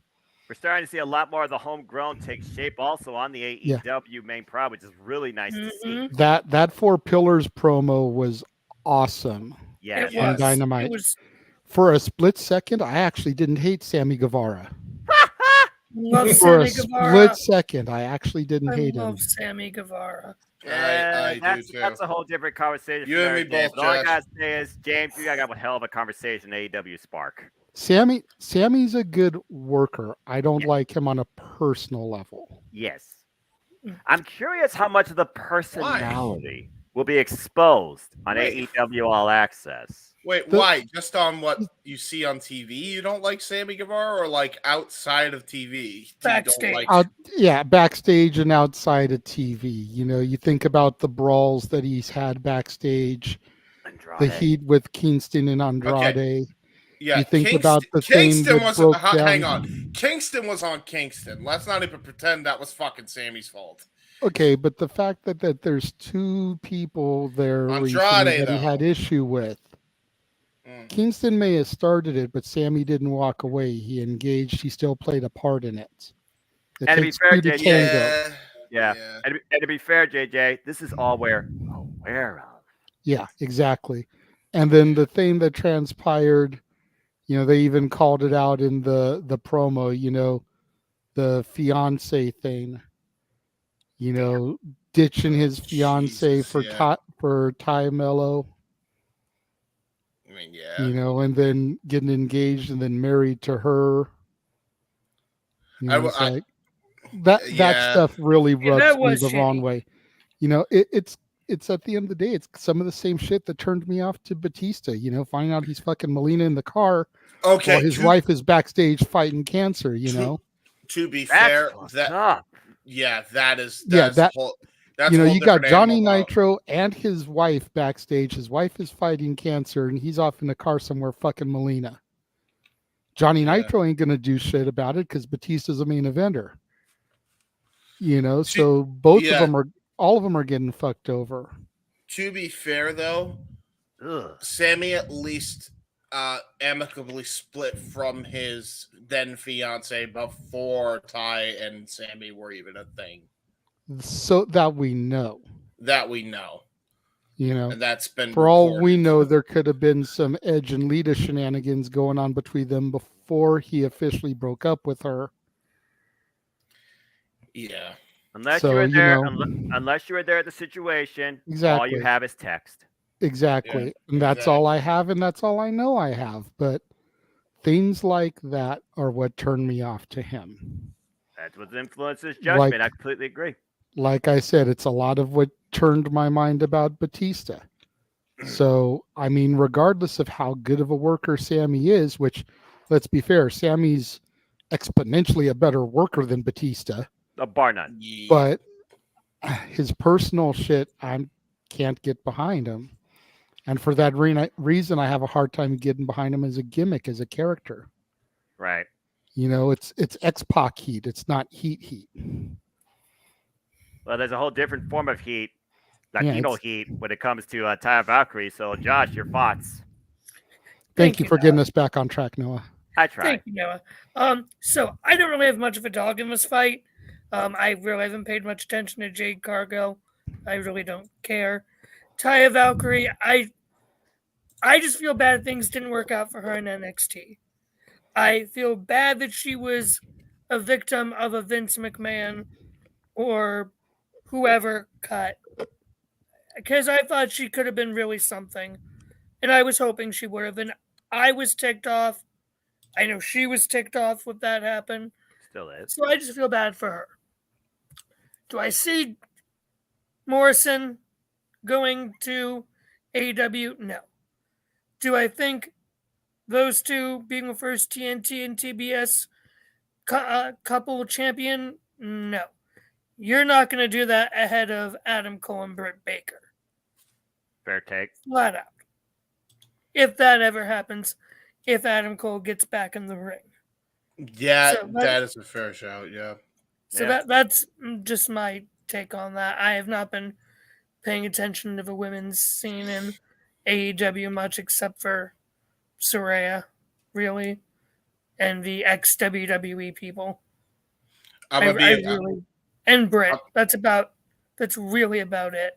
Okay. I'm gonna be real. If they do bring Johnny Elite and have him get a championship, and can we not call him Johnny Elite?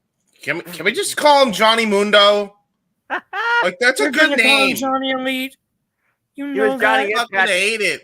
He was Johnny Impact in Impact Wrestling. Yeah, and it sucked then too. That's why I'm just calling him John Morrison. His name. Nah, man, Johnny Mundo was the best name, I think, because Mundo is television. Just go by that. Meh. I don't know. Yeah, so that's my take on it. I mean, good for Taya that she's there. Again, sucks it didn't work out in NXT like I was hoping it would. I mean, yeah. You muted, JJ. Botch. Yeah, he did mute. He muted. That's fair. My bad. Oh, good. But yeah, Taya Valkyrie, Jade Cargill, this is going to be an interesting program. And if they can basically work it out in a wave series of 3 matches, DQ, draw, new champion, I say that's the perfect way to crown your second ever TBS champion on television. I like tying them together, but having them on screen was too much, honestly, though I get it. Yeah, like I said, when they started doing the whole couple dynamic, I was like, bleh. And then they stopped doing, time metal wrestling. And it's one of those phases where it's like, yeah, kind of fall on the wayside of things. And now she's out injured. So there's that. I have this controversial take. Go for it. When it comes to Sammy Guevara. Okay. Sammy Guevara is the Austin Theory of AEW. Nope. Wrong. Sorry, nope. I say that in terms of looks. He's flat out Sammy Guevara is the sexy heartthrob of AEW. Much like Theory is for WWE. Hey, Jericho's a sexy beast. And no. But that's really what it amounts to. He's got the looks. I wouldn't even call him the Theory because I feel like that's.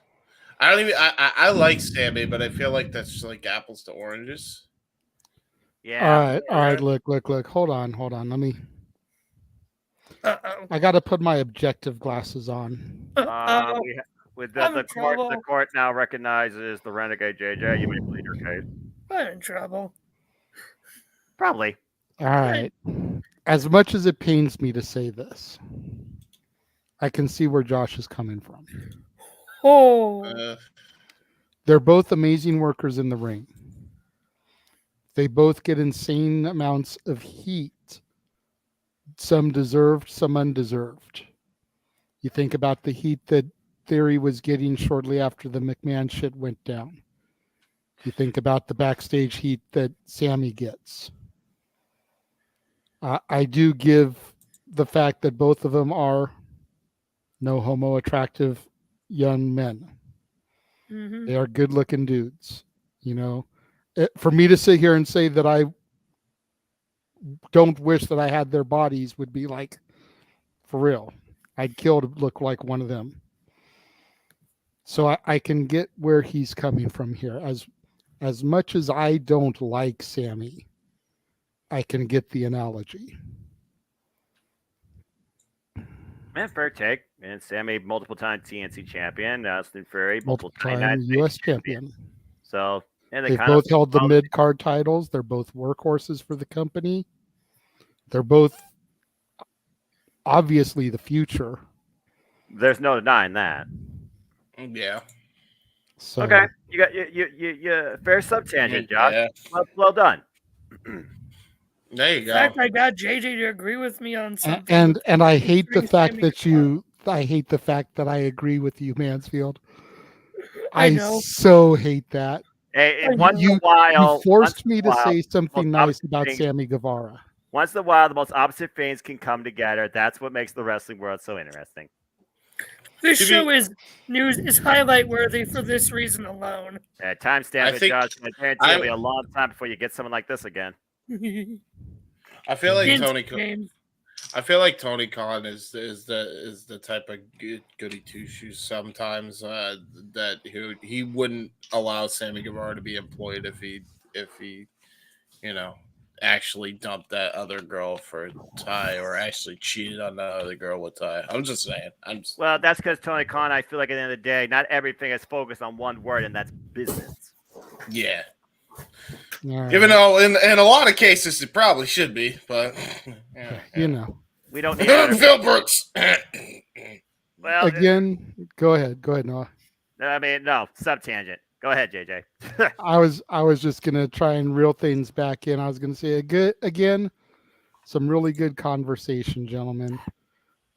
Mansfield has mentioned in the private chat that he needs to start bowing out. So, you want to go ahead and plug yourself there, Mansfield?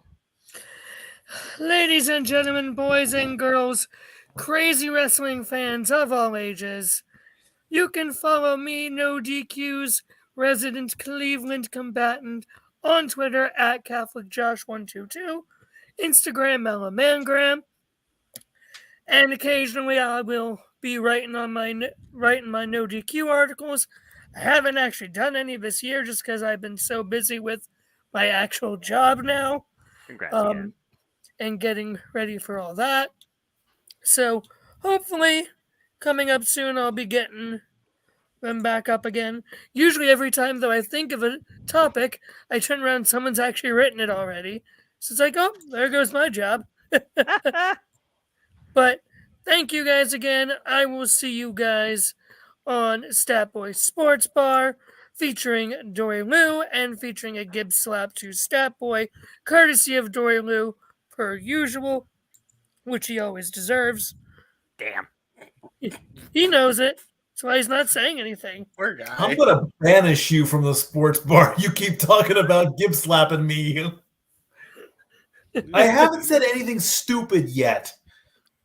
Yes. Keyword yet. Thank you. Keyword yet. Out there. But Statboy, you know I love you, brother. I love you too. It's my shtick. So actually, it's Renegade shtick. You're just borrowing it. Yeah. I borrow his shtick on Tuesdays. So, James, great seeing you. Noah, my brother, I can't wait for next week with you and karaoke. Ain't nothing happening, damn it. That's what you think. Wait till I have a say in it.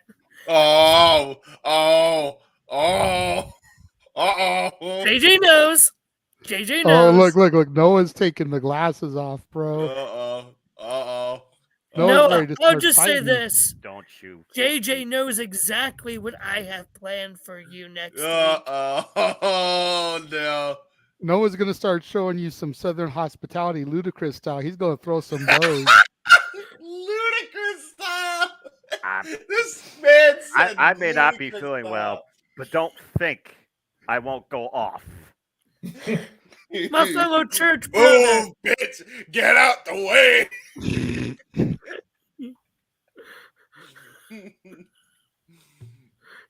I'm so glad you can't drive right now. I can with someone else in the car, but that doesn't mean that I won't go and pick up Foster somewhere Yeah, so he can come down there and get you. Not with these gas prices. Insane if you do that. Oh, good God Almighty! How does anybody even drive nowadays? With y'all gas prices, y'all are crazy. Let alone try and drive for a living. Bro, God bless that's the anybody thing. behind the wheel of a vehicle that provides a service.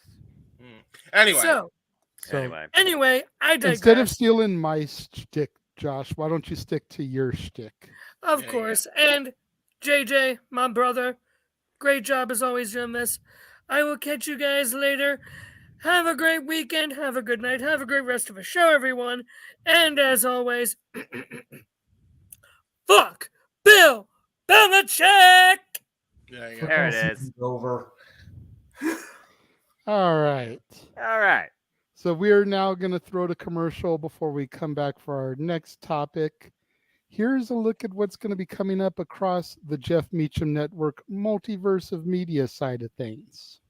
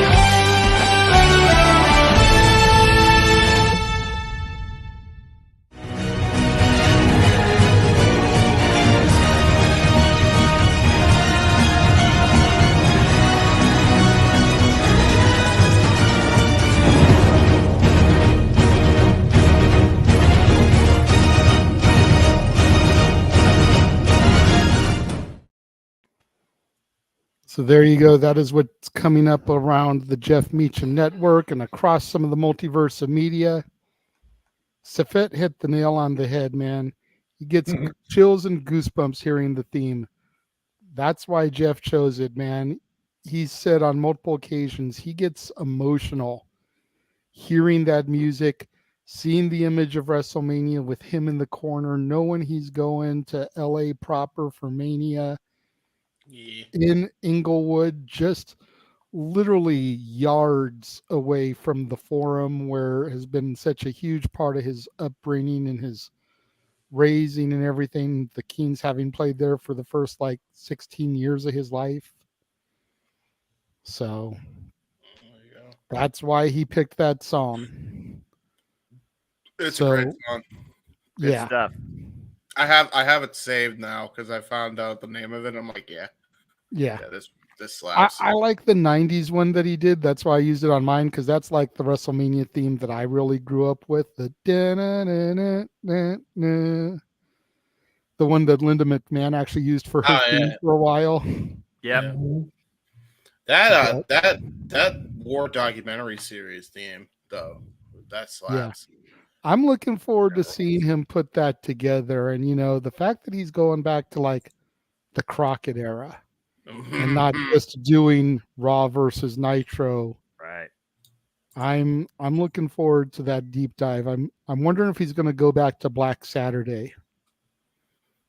If you guys remember that, when Vince actually bought the TV time on Turner Network and broadcast WWE TV on the channel that usually was Crockett Promotions, like that was a big deal. It was a very I don't big know if deal. he's going back to that or what, but only time will tell, I suppose. Yes. But we're going to be sticking now with some AEW news. I know Statboy is going to take off either during or after this topic, so I'll probably throw to him first. Sounds good. But Jake the Snake went on to Cafe de Rene and had some interesting comments about Maxwell Jacob Friedman. He says MJF has a problem with going too far. I think he just gets going and he just lets go. And you can't let go. You got to keep control of your shit. There it is. And I'm wondering what everybody thinks about that, because as much as we praise Max for his promos and the way he pushes the envelope and he pushes things, does Jake have a point here? Because if you think about Jake's promos, Jake never yelled. He never shouted. He never got real riled up. You could tell he would get his blood flowing, that his heart would get beating a little bit faster. He'd pick up the pace in his voice. But he always kept that calm, cool delivery, which, in my personal opinion, those are the people that you fear the most. Mm-hmm. Somebody starts yelling at you and you're like, okay, whatever. Yeah. But the people that can keep their cool and calm and collected, and they can speak to you like this, and they can get their message across. And, if you cross me, Macho Man, I'm going to walk up to your face. I'm going to slap your teeth out your mouth. And you believe it because of his conviction and his delivery. And you're like, man, he didn't yell once. He didn't cuss. He just kept his cool. And I get Max isn't that performer. He's going to be the guy that gets loud and loud and use some profanity, and that's cool. We love that. Watch your profanity. It's more realistic, in my opinion. But does he have a problem with crossing that line and going just a little bit too far? Does Max need to be reeled back a little bit? Statboy, you had stuff you wanted to say on this one. We'll throw to you, and then you can either plug yourself in Dory and bow out, or you can hang around till the end of the topic, however you feel like you need to do it. Go ahead, Statboy. Gotcha. Well, first of all, a long time ago, in a galaxy far, far away, we went to I believe it was Long Beach Comic Con. We actually sat in a panel. We weren't on the panel. And I posed the same question to Joey Ryan. I said, what do you do when a wrestler goes too far? How do you push the envelope? How do you stop from crossing the line? And I'm trying to remember his answer, so if I'm wrong about it, I think he was an advocate of pushing the line. Considering Joey's gimmicks, I would understand his stance there. And for the room, I know Joey's not a popular topic to discuss these days, but let's also try to keep in mind the time of this interview and this discussion and this panel. Right. Yeah. He wasn't the hot topic that he is these days. Right. Really quickly, Mikey, before I let you continue, let me go ahead and brain, since he's popped in, Let me bring Jeff into the room. Hey! Stat Hi, Boy, Jeff. go ahead and continue your thoughts. Jeff, just so you know, we're going over the stuff about Jake and Max right now. If you want to read the quote while Mikey continues talking. Very good. MJF, that's his character, and I would assume that is him in real life. It's that point where he doesn't care. He doesn't care what he says. He doesn't care what he does. At the end of the day, if it gets a paycheck or if it gets people talking about him, as far as MJF cares, his job is done. Now, the incident, of course, with the child, throwing the cup of water on the child, okay, I think that's one of possibly two type of people that you do not go near in a professional wrestling setting. Don't mess with the kids, okay? Right. They are children. One, you'll have you'll have an angry parent defending that child to the end. That's what a parent's supposed to do. Second would probably be, I would almost say, the elderly folks. Don't pick on them. Unfortunately, Stu and Helen Hart got picked on by Lawler, but that was part of the story. If there's an old person, or I shouldn't say that, I'm sorry, an elderly person at an event, and she kind of knows somebody who knows somebody, and she's getting into it, and you can't tell if this is her or not, I wouldn't go near them. I wouldn't leave them. I would leave them be. So if Tony Khan did the right thing, where after the incident took place, pulled him aside, he's like, hey, we got to talk about this. You went too far. Don't mess with the kids. And MJF said, okay, as far as the incident, I'll apologize to you, but I am not going to go out there and apologize to the fans. I'm an asshole on camera. I'm an asshole off camera. I'm not going to apologize for that. It's getting the talk around. Still, we're going to hate him regardless, or we're going to love him. We don't know which way to go on that. Pickle. So, and with Jake's statement, absolutely, a wrestler has got to pull back he's got to pull back, and he's got to really think it through, and otherwise you're probably going to turn into CM Punk, and you're probably going to end up doing something so wrong and so heinous that you're not going to be part of the company. You're not going to be part of the job. The pipe bomb, of course, that was just him letting loose and saying whatever he wanted. And as soon as, at the end of it, when he wanted to start pipe bombing on Vince, they pulled the plug on him. So that's everything up until that last line where he said, let me talk about Vince McMahon. That's where the line was crossed. Everything else was not line crossing. That was just Phil pissed off at the world. And then he thought he could keep going. So, and also with the calmness and the getting your point across, Dory Lou's not here right now, but she has said she loves that about you, Renegade.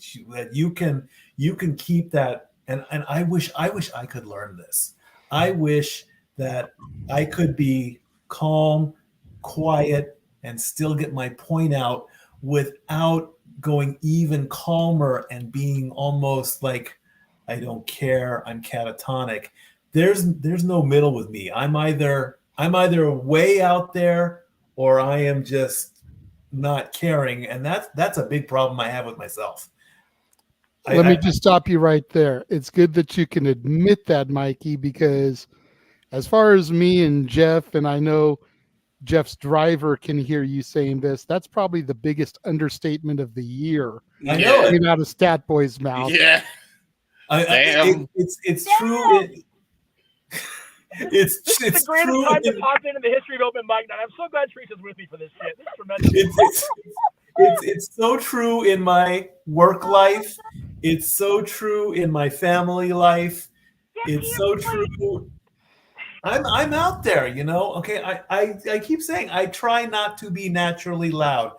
Believe me, I've had tons of friends that are loud, and believe me, they've been in the circle and they've probably been booted from the circle. IKYK IKYYK. No, you know. Yeah. IYKYK. So, yeah, that thing. So, you know, I mean, What's up, TY Jelly? What happened? what? Meacham, stop. I'm sorry. Go ahead. I'm sorry. So yeah, you know, I mean, it's something that I need to work on. It's a lifetime job. But you know, so I agree with what Jake said, and I absolutely he has a right to pull that all back. I can go for maybe another half an hour, so I'll stay in the room. I want to hear what everyone All else right, says. so you'll hang out for at least the rest of this topic. Okay. Beecham, just now joining the party. What are your thoughts on the Jake Maxwell situation? Well, first of all, let me just state the Kings lost this game in a shootout 3-2, and they were up 2-0. They shouldn't have lost. They fucking anger me. So we're getting high sodium content Meacham tonight, for the record. Anyway, hence the headline. And pardon the noise. We're trying to find the other phone holder so Teresa can operate her phone and actually, you know, be a proper driver rather than have me do a show for 2 hours. As far as Max goes, look, I've been hearing all this stuff back and forth the last 2 weeks now since the pay-per-view about, he went to, it's right here the whole time, really? Jesus Christ. The last two, he went too far. It's like, you know what? This would have not even been a conversation in any other time of the world except the internet age. In the territory, dang, we're getting stabbed for shit like this and didn't even bat an eye. It's like, okay, sew it up, move on to the next territory.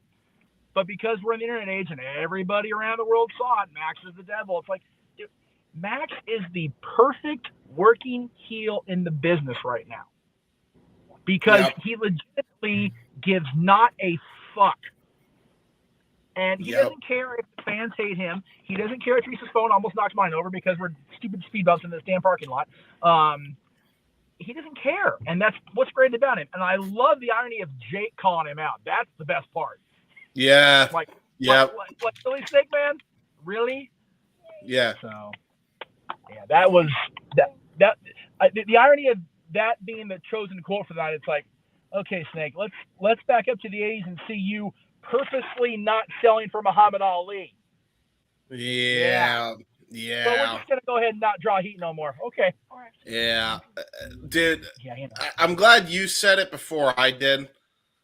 This is the clear-cut case where Jake Roberts, whether he's sober or whether he's doing better or not, getting himself over as Jake tends to fucking do. Don't at me. You know I'm right. Look, no, you're absolutely right.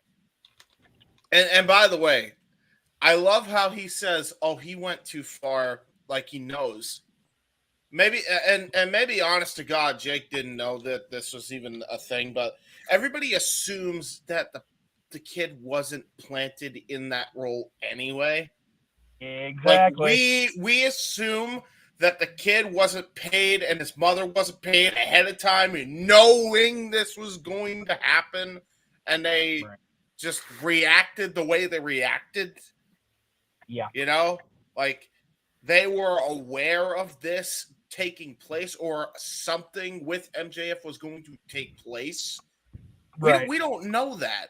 So, and think quite about frankly, this for a we second. probably Not to cut you off, James. Think about this for a second, because if a heel did that to my kid while I'm standing there and I'm not a plant, I'm taking a swing.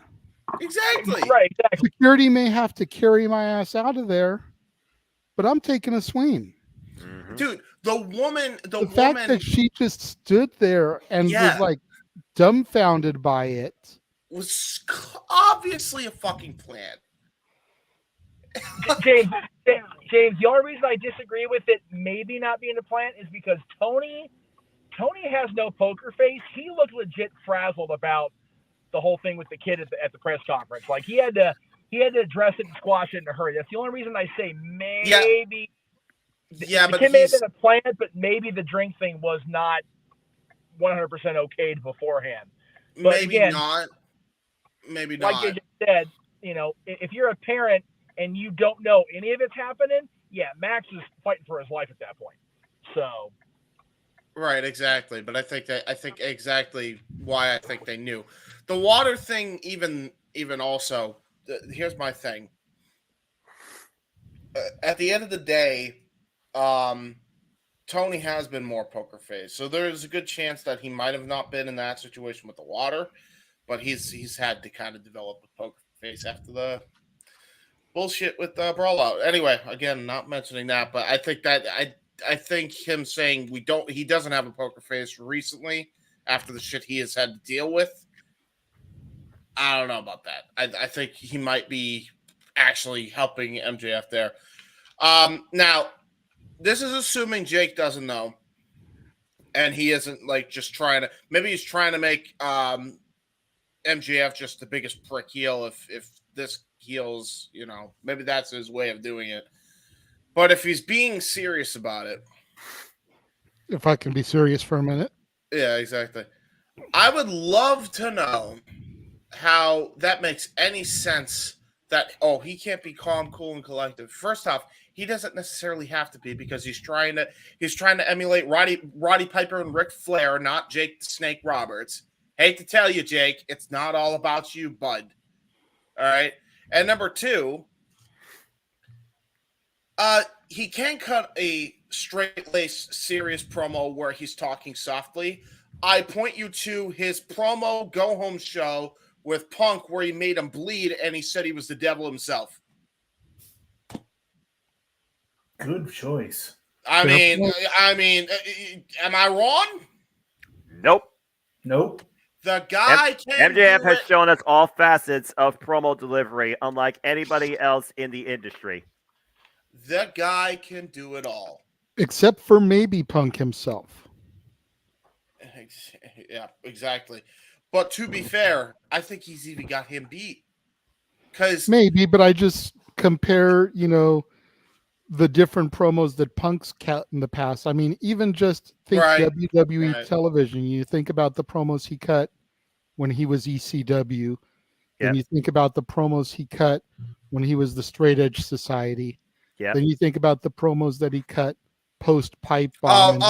Yeah. If we're talking range, they're neck and neck. Yeah, sure. Yeah, that's what I'm saying. Is like you compared MJF's promos as being like second to none, and that's when I was like, except for maybe Punk himself. Mm-hmm. Yeah, that's fair. But I think MJF only hasn't beat in the regard of he could do what Punk does very expertly, as can Punk.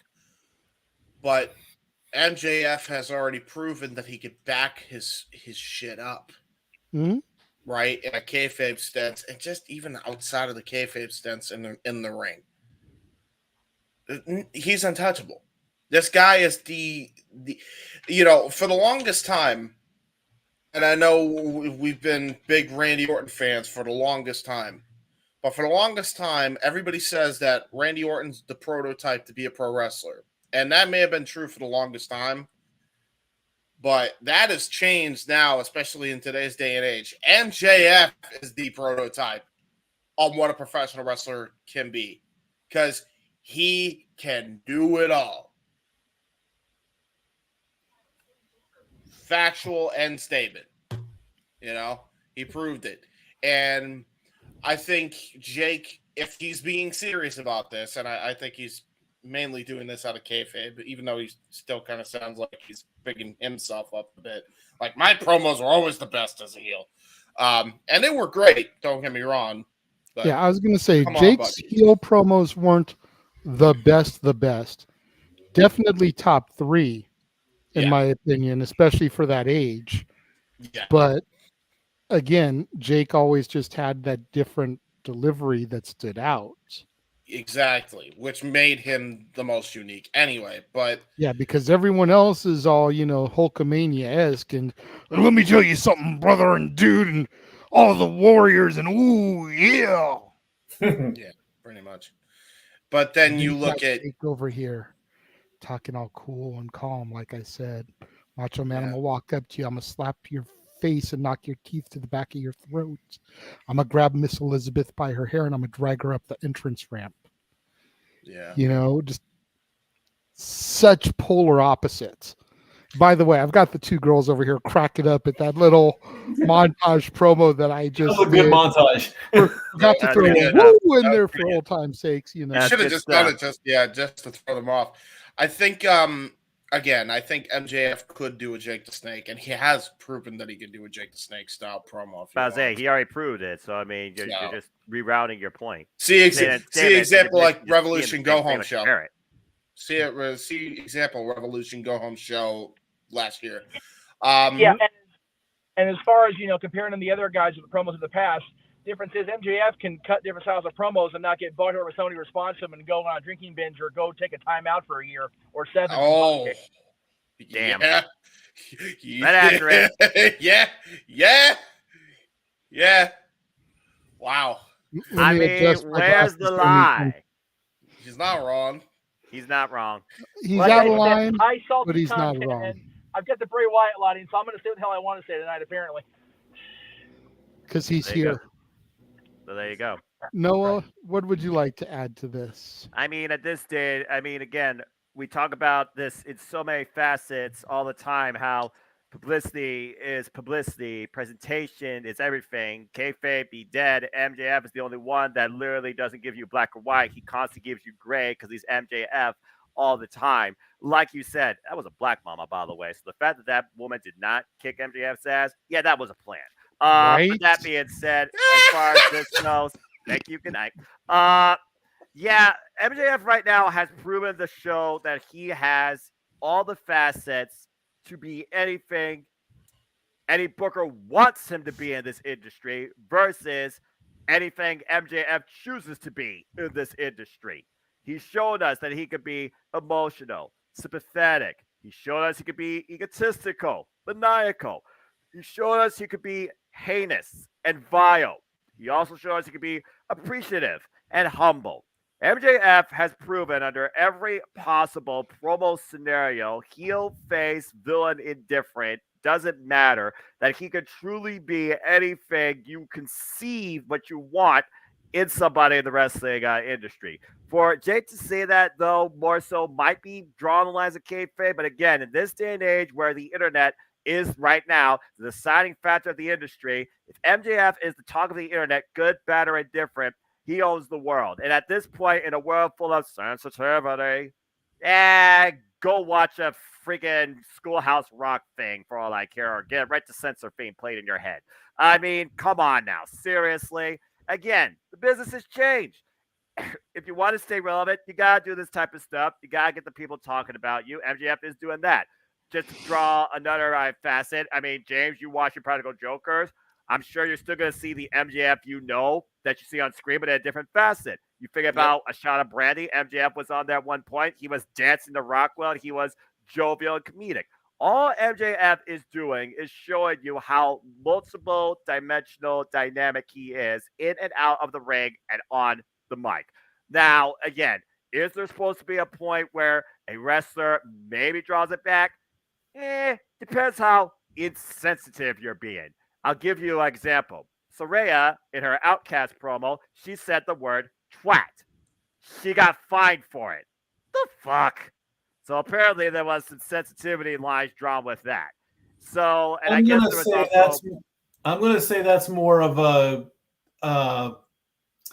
what was the thing we used to do in radio, Jay? Censorship? Yeah. Well, I'm going to say that was more an FCC type thing where you can't say the 7 deadly words and all that. I'm gonna call that one. Yep. I don't know what the 7 deadly words are, but apparently the British people don't know that either because Saraya got fined for it, and then I guess some communication was sent out. But I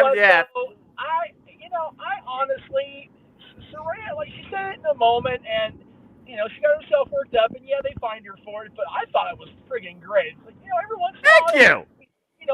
They're allowed to say shit. God forbid they say anything but shit on that show and not have freaking the Time Warner brass have their panties in a bunch. Like, seriously, she could have said a lot worse.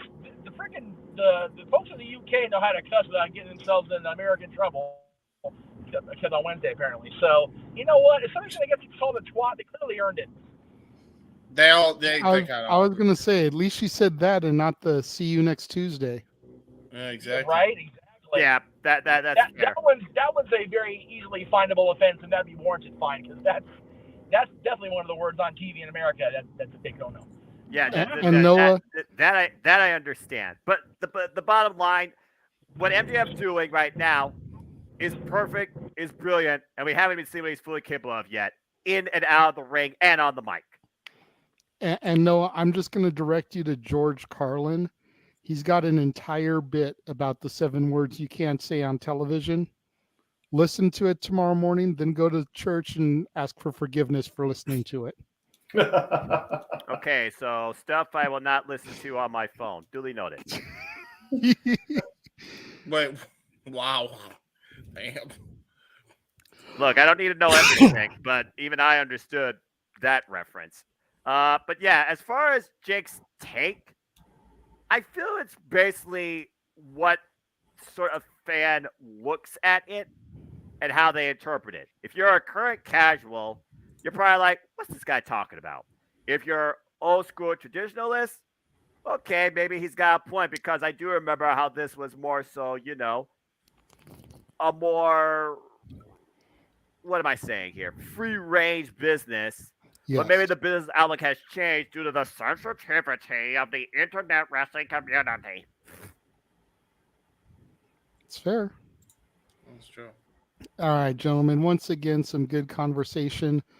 I know Stat Boy has to bid us adieu. So before we throw to the next commercial, we'll go ahead and have him get his plugs in. Stat Boy, just so you know, I have the 3 loaded, so we can go ahead and run through them one at a time. Excellent. Follow Dory Lou and I on the Twitter at LBStatKid1977 and Hathaway Lou. Let us know what you want to talk about on Sports Bar or anything else that I decide to throw out there. There's been a lot of the what's your favorite this, what's your favorite kind of that, and I do that Tuesdays at 7 p.m. Eastern, 4 p.m. Pacific, Stat Boy Sports Bar featuring Dory Lou.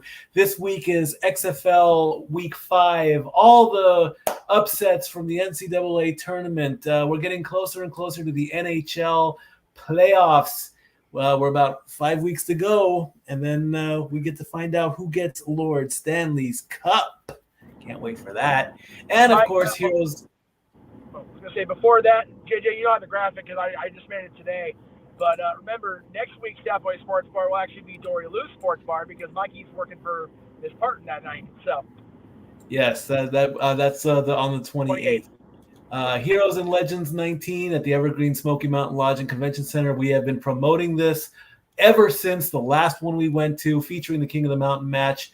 Tons and tons of stars from Jason Hurricane Maples, our friend out there. As I dropped I've been name dropping left and right. Of course, ECW alum Sabu is going to be there along with Greg the Hammer Valentine, and I get a small little reunion with Willie Mack and Sam Knight, my brothers from the wrestling ring. We cannot wait for May 13th to get out here. So if you're in the Pigeon Forge, Sevierville area, come see this show. You're gonna love this show. Trust me. We'll be there, and can't wait. We're counting down the days. Also, if you haven't been watching Throwback Thursdays, you guys, I cannot praise my brothers enough on this. This is some great stuff. I wish this could evolve. I want to do Stat Boy Reacts to this because I am watching this and I'm sitting there and I'm like, my God, did I say that? And I'm like, yes, I said that. So if that could become a thing, let's do that too. Let's like do a react show to our stuff. Hey, if you've got the time and the way, I'm sure either myself or Jeff are going to be able to help produce you. It's just a matter of coordinating everybody's schedule, which time is the most valuable commodity there is. Time waits for no man. So and there's never enough of it. Absolutely. So I don't know if it's feasible. It's not impossible, but it might be improbable. There you go.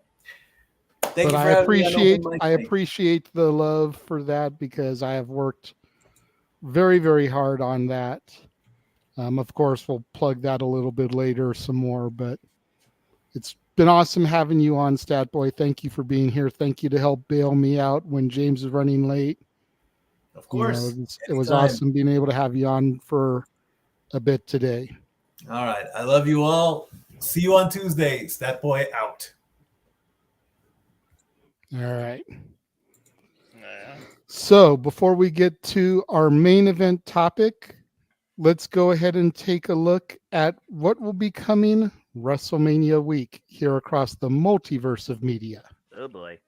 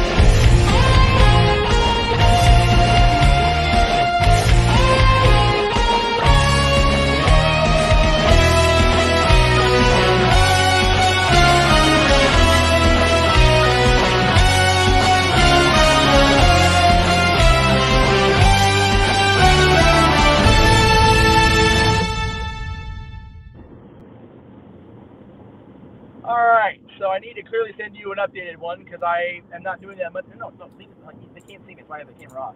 I'm going to John Cena for the night because it's too dark in here. Because the mouse called me in for the 27th, so. Yeah, that was the one you sent me last. So. Yes, I know. Well, yeah, the one I sent, I think it was a couple nights ago. That's basically just the one I'm going to be running because that encompasses this coming week and WrestleMania week. It's the same song. So I didn't tell you. It is my bad. I'm not throwing it on you. I'm just letting you know that it's no longer current because the mouse is calling me into duty on Mouse Mafia Monday. So. Well, it is what it is. I mean, I can produce. I can do the thing. No, because they called him in for Talk Wrestling Day.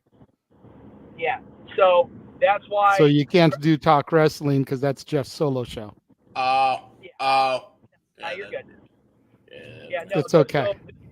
So the plan was to have that be the unofficial kickoff party, but with the theme of next week's show, I figured, okay, we'll just make that the official kickoff day, and we'll talk about that later. So. Yes, absolutely. That's going to be coming in during the plugs. Very excited to talk about that. Aren't we, Noah? We're all excited, aren't we, Noah? Daggone right we are. All right. So our main event of the day, something I know Noah's going to look very, very, he's looking forward to talking this topic. It was made official this week. Yeah. Forbidden Door 2. Yes! Yeah. Live from Toronto, Ontario, Canada. It's going to kick off a 6-day tour of Canada for AEW, including more Dynamite rampages and house shows. Huh. Good for them. Wow. So Forbidden Door 2 is official. Adam Pearce style and Jeff Meacham style. Yes. And again, if I'm not there, guarantee you, I cannot wait to cover it here. Yeah. You know, I hope you get to go to that, Noah, for real, because I know how much of a fan you are and how much you would enjoy being there. It's like you would enjoy this as much as, if not more than, Meacham is going to enjoy WrestleMania. Like it is that level for you. So I hope everything works in your powers to where you're going to be able to go. We'll see.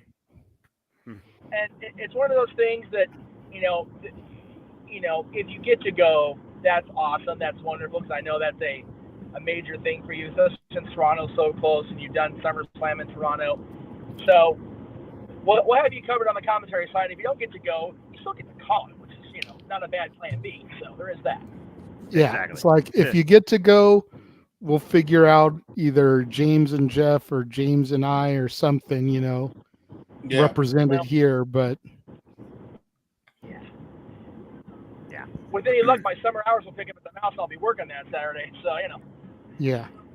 Which means it would be me and James, and I'm not mad at that as long as there's a way for me to be able to see it. So yeah, exactly. We'll figure it out as we get closer to it. When me and James did, I think it was SummerSlam, the first portion last year, we did pretty good calling You stuff all did together. great. I watched that a little bit while I was at a cornhole thing in a church fellowship, and then we took the second half, and I gotta say, SummerSlam was one of my favorite calls ever here because it was two-dimensional panels where JJ, you basically became the core. You called the whole thing with two different play-by-play commentators. You did a great job.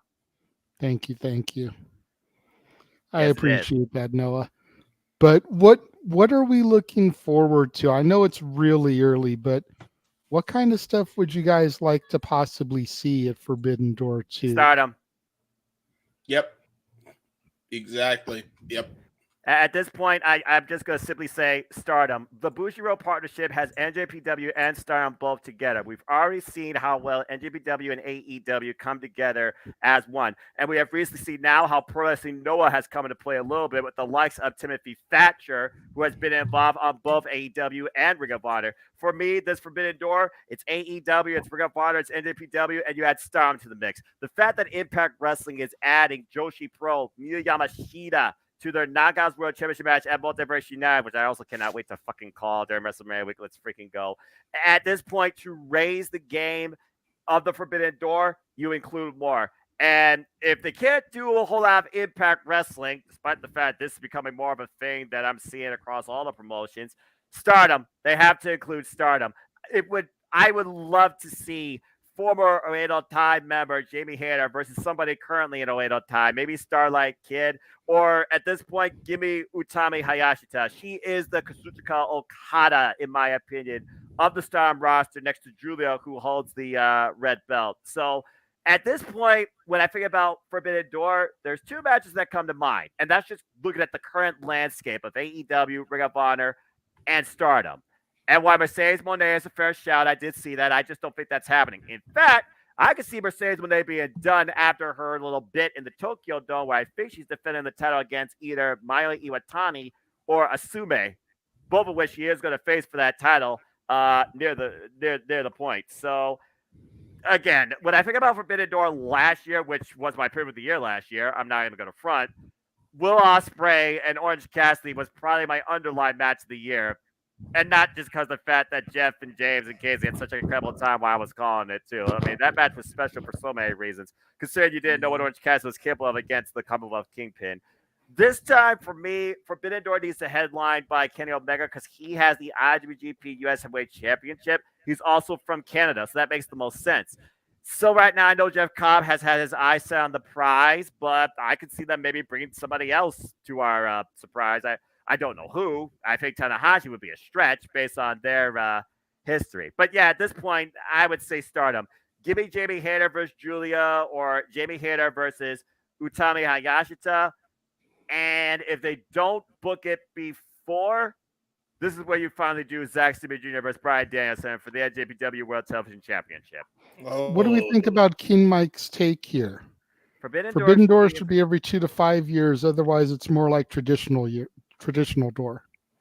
I Depends can on kind of understand where he's coming from, but the thing about the Forbidden Door, it's when all the wrestling companies, well, not all, because that's a stretch, a lot of wrestling companies come together one day a year on a super card, which I think is a nice annual spectacle. Yeah. So I can see both fronts, but I feel that something like this is needed each year with how much we love this industry and how much it's constantly expanding and new stars are rising. Heck, look at NJPW. I already can see 3 or 4 great rising stars that could be at the Forbidden Door this year that weren't even involved last year. That's how far JPW has come, and they're starting the 51st year. Yeah, and this is coming off the heels of what would be Multiverse United, which is an Impact New Japan crossover. So again, I don't think it's coincidence that they're gonna be happening right after another. I think we could actually see some Impact involvement. And by the way, I think we could also see some Ring of Honor involvement. Bar none. There's gonna I think all 4 companies are gonna be involved in some way or another. And if that's the case, make Josh Alexander an honorary member of the Blackpool Combat Club and have Josh Alexander and Claudio team up, please. Thank you. No, I mean, Josh Alexander is also from Canada. So, I mean, Impact Wrestling's home turf for the longest time was Canada. They're doing their Canadian tour for both Sacrifice, which we'll be calling here, and, of course, Rebellion. So, again, James, that's not a bad shout. And Shigeru Takagi says he wants to be part of the Forbidden Door. He has particular people he wants to freaking wrestle here. And I'm still waiting for Butcher versus Tomoyoshi, Tony Khan. What are you doing? I hope we see Fred Rosser, by the way. I hope we actually see a Fred Rosser appearance because I think that guy deserves a showcase match, considering a lot of people have not seen what Darren Young looks like nowadays and how much he's improved in the ring since, and just how great overall he is. I think it would be a good showcase for him. I know that if nothing else, if you don't show him Filthy Tom Lawler, you would imagine they're going to try to showcase the New Japan Strong title. Who you have him fight, I don't know. But Tom Lawler doesn't have the title anymore, remember? The title now is with Kenta. Oh, yeah, that's right. That is with Kenta. Hey, Kenta formerly was involved in AEW. I'm just saying. Kenta versus CM Punk, GTS. There it is. Oh God. No. I genuinely, I can't tell if half the time Kenta actually wants to kill Phil for taking the move. I feel like there's maybe not some more merit to that. Maybe honestly. not. But hey, you know, turnabout's fair play. Maybe he could take the Pepsi plunge. You know, Kenta doing a Pepsi plunge with those dodgy knees of his. You know, it's a fair take. I know, but you know, that was more of a joke there. It's a cruel joke, but actually there's a joke with some realism to it. But yeah, at this point, Ring of Honor, Impact, Stardom, AEW, NJPW, boom, Forbidden Door 2. Yeah. And the Scotiabank Arena is a very nice arena. I was in like a Skyboss type of seat. It was high, low, but still nice stuff. So I mean, yeah, if I could get back there, that'd be freaking awesome. Let's go. Well, like I said, I hope you can pull it off. No, I know what that would mean for you. Only time will tell. We shall see. We shall see. All I know is, yay! It's about time. Yeah. Jeff went away. Bad reboot. He just private chatted that he had to reboot, that he had a bad signal. Technical difficulties. Well, so JJ, you remember the first Forbidden Door? You were kind of like, you know, in the shadows of it. What's your take of it? You know, the jury is kind of still out for me. Like, I know it's a big deal. I know it's something that people are looking for. It's essentially, you know, almost as much as Double or Nothing. It's kind of like the WrestleMania because it's a true showcase of talent. Correct. You know, but I don't know how much the rosters have changed since last year, because I know one of the big things me and Jeff criticized is what's really the difference between the AEW roster and the New Japan roster, as there were a lot of talents that were on those rosters. You know, and New Japan is still working pretty frequently with AEW. You know, you think about the Takeshita stuff that was happening on the build for Danielson versus MJF. It's like, how forbidden is this really? Yeah. And that's the big question mark still for me, is like, so that's kind of where I kind of co-sign with what King Mike was saying about the 2 to 5 years. Right, exactly. Yep. But I understand that like it was a huge success last year. Tony wants to capitalize on it, but maybe this should be the last consecutive year, and then maybe give a couple years before they do it again. You don't want to beat the horse, as the saying goes. I mean, it's not a dead horse yet, but you don't want to, go to the well once too often. I see what you mean, like over marketing. Yeah, especially when you use the talent that frequently. I mean, like if AEW rarely ever had New Japan talent, then it would really be a forbidden door. But like you see AEW or New Japan talent turn up on Rampage. Mm-hmm. You see him on Dynamite. You see him on Battle of the Belts. You'll see him on Dark. You'll see Trish Robinson like, for how months. forbidden is and it then really? He's just like, I feel like attacking Ricky Starks one day. Why not? For months he was on Dark, and then he's like, he shows up on Dynamite with the Bullet Club music one day. I think for months. I think if they're able to bring in Impact, if they're able to bring Stardom in, if somehow, some way they're able to work a deal with the E, which I know is a stretch, but Hunter's probably a little bit more willing to discuss it than Vince was. Give me Nakamura versus Konosuke Takeshita. Then it might be a legitimate forbidden door. Mm-hmm. But if it just kind of stays the way it is, as impressive as the show may be, as great as the matches may be, it's hard to get excited for it.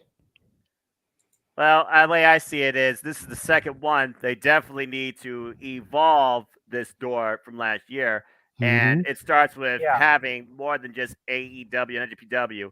They need to have at least either Stardom or another promotion that surprises me where you might have, unique matches. But if they maybe don't get have... AAA or CMLL, get a Mexican promotion, a lucha promotion involved as well. I didn't and you got AEW versus Mexico versus Japan. I didn't even think about AAA considering we are up in the north. But yeah, it's a fair shout too. It's a longtime partner, and there definitely has been influence there. I mean, Kenny Omega is going to be facing Heel de Chicago this Wednesday on Dynamite. I was like, what the fuck? This is real? Okay. That's a dream match out of nowhere. That just came out of left field. I'm like, what? The only issue with that is like, this is the problem, though. If you get Mexico to come in to work with New Japan, which I think should have happened ages ago anyway, especially when they had FTR hold both belts, that means you would have to get the Cartel and the Yakuza to get along, which ain't gonna happen. Unfortunately. Well, Lord help us if that ever happens. But yeah, that's it's a fair sub-tangent. But yeah, at this point, Stardom, the only way this Forbidden Door will feel even bigger to me than last year, you have Stardom, and you have more than one women's match on this card. Yeah. That's what I got to say about that. Anything else you want to add, Jeff? Well, I mean, this is going to sound probably redundant or silly, but you've got a pay-per-view coming up in a couple weeks where it's Impact versus New Japan, and New Japan's working so well with AEW on a pay-per-view in June. Might have Impact be involved in the Forbidden Door. Yep. I mean, again, it's redundant because, like you said, Jay, Forbidden Door would, be people you don't see on Impact every Thursday or AEW every Wednesday or whatever. And also, if they do partner up and have a true working relationship with Impact and AEW New Japan, you can easily see, AEW people in the Multiverse pay-per-view. That would be wonderful because that would get, and again, that show's already, that's the only show all week that's sold out in LA is the Impact New Japan Multiverse United show. That is the only wrestling show, live show as far as with in-ring matches, that is completely sold out. You can't get in that place if you try. So they're already doing well with the marketing and with the matches they have announced. But imagine if they had a few AEW people on there. They probably would have been having to beat people away with a stick at the door. Yeah. So there's, JJ, you made a good point about, there's potential in a multi-promotional show. That's why the more of, you know, the super clashes and the, you know, the other, and the invasion all were like ooh ah, and then, you know, and then the damn bell rang and the doors opened. So it's kind of like, oh, this shit, thanks, no thanks. There's potential now with these companies and the talent on these rosters. If the, you know, if the Tony Khans and the Scott D'Amores of the world and whoever's running New Japan this week, I don't know who the owner is. I know Ghetto's the booker. I don't know who owns the damn company. If they could all come together and actually realize that this could be major for the industry, then Forbidden Door could really be something special. But last year's show was good. I'll even say it was great, and financially, it freaking killed. But as we talked about, Jay, you mentioned a few minutes ago, it was like watching AEW versus AEW. And, oh yeah, that guy's only in Japan. That one guy. That's really what it felt like to me. Again, I'd watch that show, and I liked that show. But this year definitely needs to be more. Or I'm going to be like, this is why we don't spend the money on VR for these pay-per-views. Yeah. Can't do the same matches. Can't do the same people. Can't do the same setup. Got to make each one stand out. I feel like last year was a good blueprint. Exactly. You know, it was the starter Pokemon. We need to level up to level 2. Oh no! Don't bring up Pokemon with Jeff Meacham again. He'll go full on. I just figured it was evolve. a great comparison. Like, you know, you've got to evolve. You know, at least when I was watching, standard Pokemon had 3 evolutions. You know, 1 to 2 to 3. So it's like this needs to be the next evolution of the Forbidden Door. It's like, where do we go from what we did? I remember season 1. That was the only season I watched, and yeah, you're right. That makes sense. Thank you. And then season 2 happened. I was like, yeah. You know, 5 years from now, we're talking about this now, and then all of a sudden, you're just gonna see WrestleMania, Forbidden Door, yeah. And Vince McMahon will be in the. But as long as it's a legitimate Forbidden Door, and it's not Raw versus SmackDown versus NXT versus 205 Live versus main event, you know, it's like. Don't even exist. Let's get some. I know that's the point, James, of his sarcasm. Is all WWE properties, you know. But it's like as long as it's a legitimate Forbidden Door, and right now you can't get much more forbidden than AEW and WWE. Is that going to happen? No. No. If anything, that would be the final evolution of the Pokemon, if you will. Exactly. Right now, I think the best shouts are, like Noah said, bring in Stardom or some other female company. You know, maybe bring in AAA or CMLL and get in with Impact again. See if you can get some of that talent. You know? As far as Forbidden Door and its potential success, I'm just going to leave with this. We can go to plugs after or whatever. If somebody wants to respond, that's fine. There are... If everything falls out the way it's supposed to, you know, line up, 14 matches at WrestleMania, figure 7 per night, I would pay. I mean, I already am paying for a ticket. I already did that. But if I went in cold and was having to make a choice between which show to go to in LA that week, I'm still thinking WrestleMania because I'm invested in every single one of those programs. The 11 that are confirmed, yes, the showcase matches kind of are what they are, but at least people are getting a WrestleMania payday, so good for them, damn it.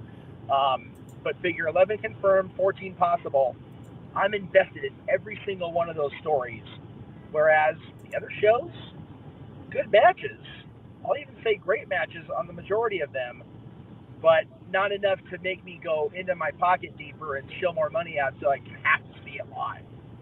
Forbidden Door needs to be that show that makes me want to buy a plane ticket to go across international date lines and across state lines, time zone lines. That makes me want to pay to go to a show live. Right now, last year's show, as good as it was, I wouldn't have flown there to go watch that show. That's a fair point. I would fly somewhere to go to WrestleMania. The fact that I'm 45 minutes away doesn't hurt, don't get me wrong, but I would make the effort to go to this WrestleMania show. The other shows and Forbidden Door last year, it would have to be a long discussion. Okay. That's a solid opinion. I mean, I know James and Noah being more so AEW guys, they probably feel the flip side of that coin. You know, Forbidden Door with what they did last year, they probably would be willing to go. I mean, Noah's even said he's hoping he can get there for this year because last year's was so good. You know, so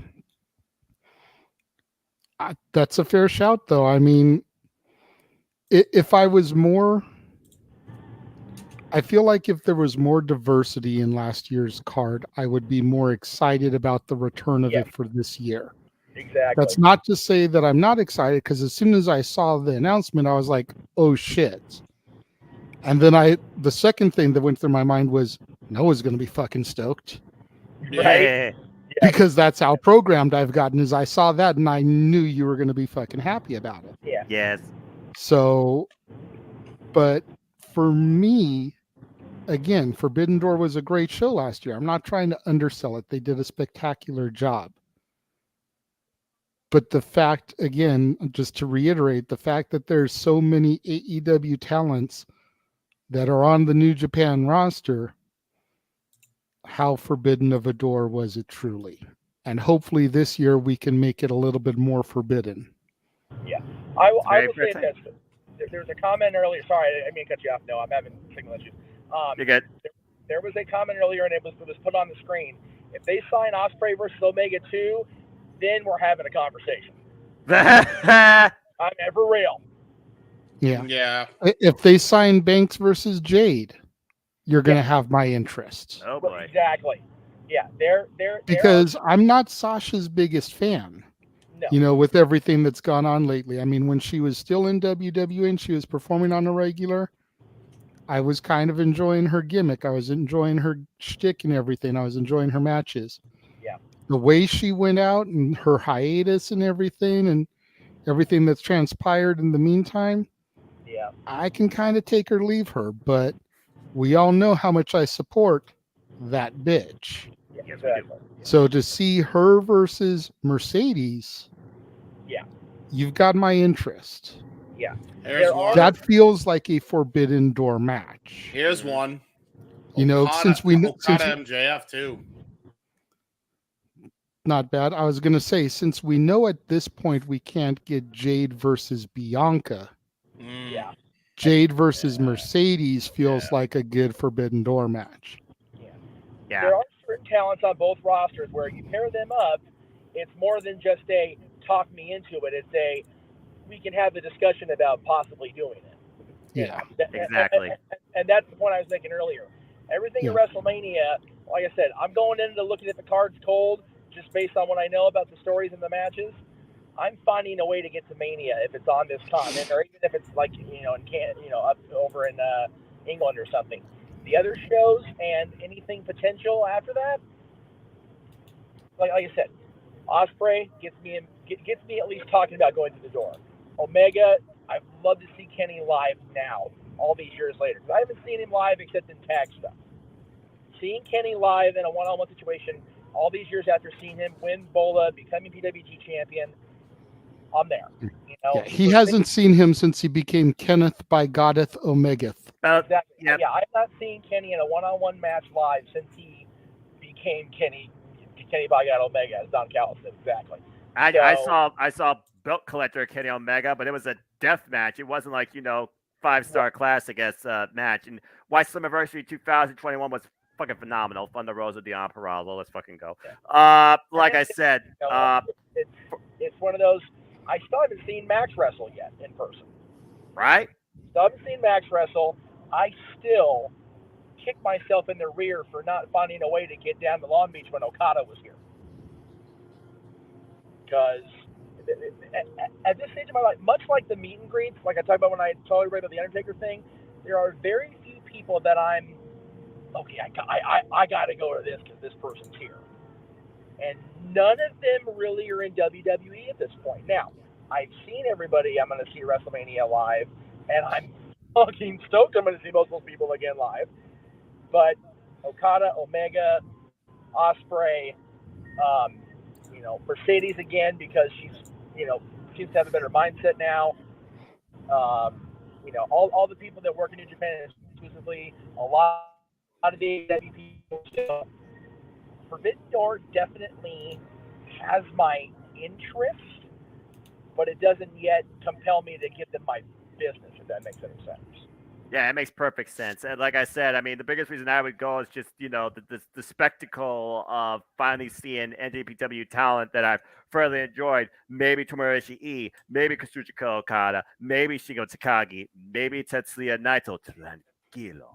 Just name a few. I saw Minoru Suzuki versus John Moxley in the main event of NXT Dynamite Cincinnati when John Moxley and Aubrey Edwards walked right in front of my row too, and that's a forever moment on YouTube and TV. Right, and seeing Minoru Suzuki wrestle live against John Moxley was a friggin' moment in itself.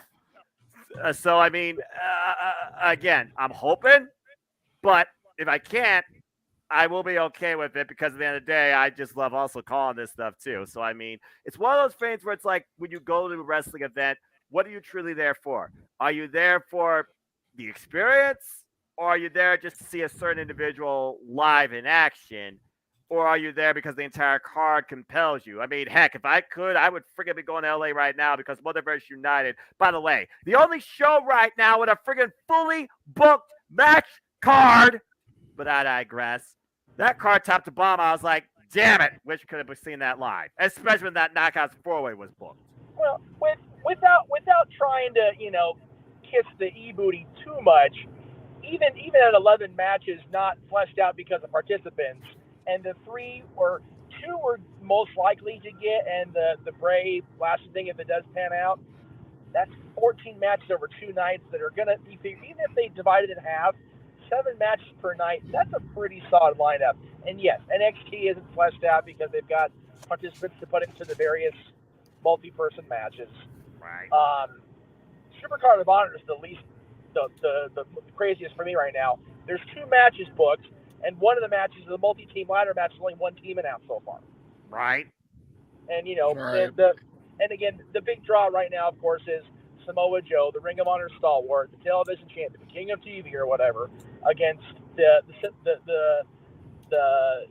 sympathetic hero, Mark Briscoe, trying to win that singles title without his brother. That's, again, that kind of stuff brings me into the building. That kind of stuff makes me want to go spend my money to get into the Galen Center Friday night. Right. So it's all about what. It's anything in wrestling. Anything in wrestling, entertainment, sport, whatever. It's what about compels your customer, your consumer, to go into their pocket and go, take my damn money. Yep. Exactly. It's a business at the end of the day, kids. Yep. Absolutely.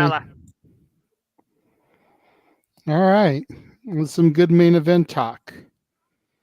Before we go into our plugs and everything, with that official announcement, here's the updated Jeff Meacham Network Multiverse of Media watch-along video.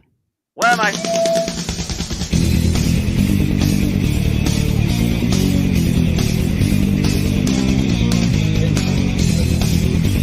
we're doing that next Friday, and then Thursday, Friday double show, Saturday morning, Saturday, Sunday, both in WrestleMania.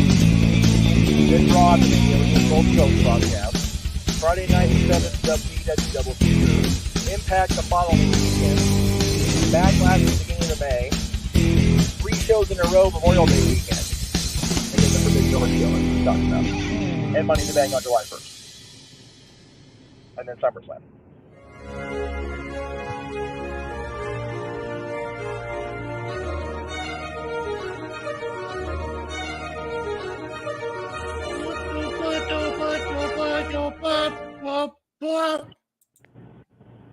So much wrestling. There we go. So much good stuff coming, and that's just through the beginning of July. I was saying, Jeff said SummerSlam, and SummerSlam wasn't even on the graphic yet because that's in August. Yeah, I think he was talking to his driver, showing them everything coming. Hey. Oh, was I not muted? I'm sorry. My bad. I apologize. No. Yeah. It started to sound like you were narrating the video, but then I had to remember where you were. It was like, you were right on cue. You were right on cue. So much good stuff coming across the multiverse of media here in the coming weeks And it all starts this Friday. Going into even next year, because we already know about WrestleMania next year. It's definitely on the dockets. It just hasn't been added to the watch along trailer because we haven't even got through this year's yet. Let's at least get through this year's before we add that to the trailer, Yeah, JJ, you got enough pressure as it is, just focusing on this year, let alone preparing for next year. All right, let's get from one thing at a time. For real. Once we get through this year's Mania, Noah, we're going to have to start booking times to do the watch-alongs and canning all those, because we're going to have roughly 52 weeks, give or take, until the next one, and we've got 39 years of Manias that we're going to have to get through. Oh, God. 4 of which will be 2 nights. Right. That's And Jeff is recommending that we do WrestleMania 4 split in half also because of the tournament. Oh my God, yes. God, that tournament, WrestleMania 9, that car wreck. I would also recommend splitting the very long manias into 2 days. Especially 35. That was freaking ridiculous. Yeah, I told Jeff when we did our show, 35 is the reason we have 2-night Manias now. Yeah. Yep. WWE didn't want another transit incident. Yeah, 35. I just now got into the Pandemic Manias on my binge, and man, 35 is a great show, but fuck, is it long? Ooh, Lord, I got tired watching that shit. Yeah, I will say this. Yeah, we've got everything in the watch-along trailer. Plus, SummerSlam is official with a day. Bound for Glory is official with a day, and then Mania 40 next year. So there's so much stuff to look forward to. I put a picture out on social media. I sent JJ the graphic. He said he already had it uploaded into the queue, but we'll talk about it during the plug. But man, there is so much good stuff just in the next 2 weeks for me. I am so giddy about all of it. It's wonderful. I'm so happy that there's so much going on. And it started tonight. Yes, the Kings lost. And yes, they shouldn't have lost this fucking game because Vancouver didn't beat them. They beat themselves. It was awful. But I got time with my sister, which is never a bad thing. I never get time, just her and I, to go. She never gets out anywhere because she's got the kiddos and, the other trained monkeys in the household. So, it is what it is. But it's just wonderful that her and I are just out and we get to chat, once I'm off the show, obviously. Well, yeah, I happen to know about his driver's vacation, and let's just say when she came home, she needed a vacation from the vacation. That's exactly. So I know that her time with Jeff right now is definitely well-deserved and needed. Lovely. Exactly. Yeah, it's one of those, as we move forward in our lives, a lot of times the vacation we take, it's like, can we take a vacation from this crap when we get back? And, so, exactly. So, all right. So are we into plug mode, Mr. Williams? Muted. There we go. Oh, I was addressing someone off screen. I was muted on purpose. I just wanted to point out also, is Stu Great all elite again? Yes. Yay! Yeah, I didn't put him because it was kind of like a re-signing. Yeah. It literally was a re-signing. The graphics said all elite. Again. But Taya was new, and Taya was like the big news, so that's why I made that the topic. But happy Stu Grayson, happy he back. And if you want to talk about a re-signing, a return, I don't want to get Noah's hopes up, but every rumor I'm reading says that when Butch returns, he will be Pete Dunne again. Yay! Hell yes. Please, for the love of God. The Bruiserweight will be back. Yes. Yay. So, did you guys happen to bring up the Garcia twins and their liberation from the E? No. I know you're not the biggest fan of Bria and Nikki. That's why I was asking if it was brought up at all. No. Okay. Good for them. Be themselves.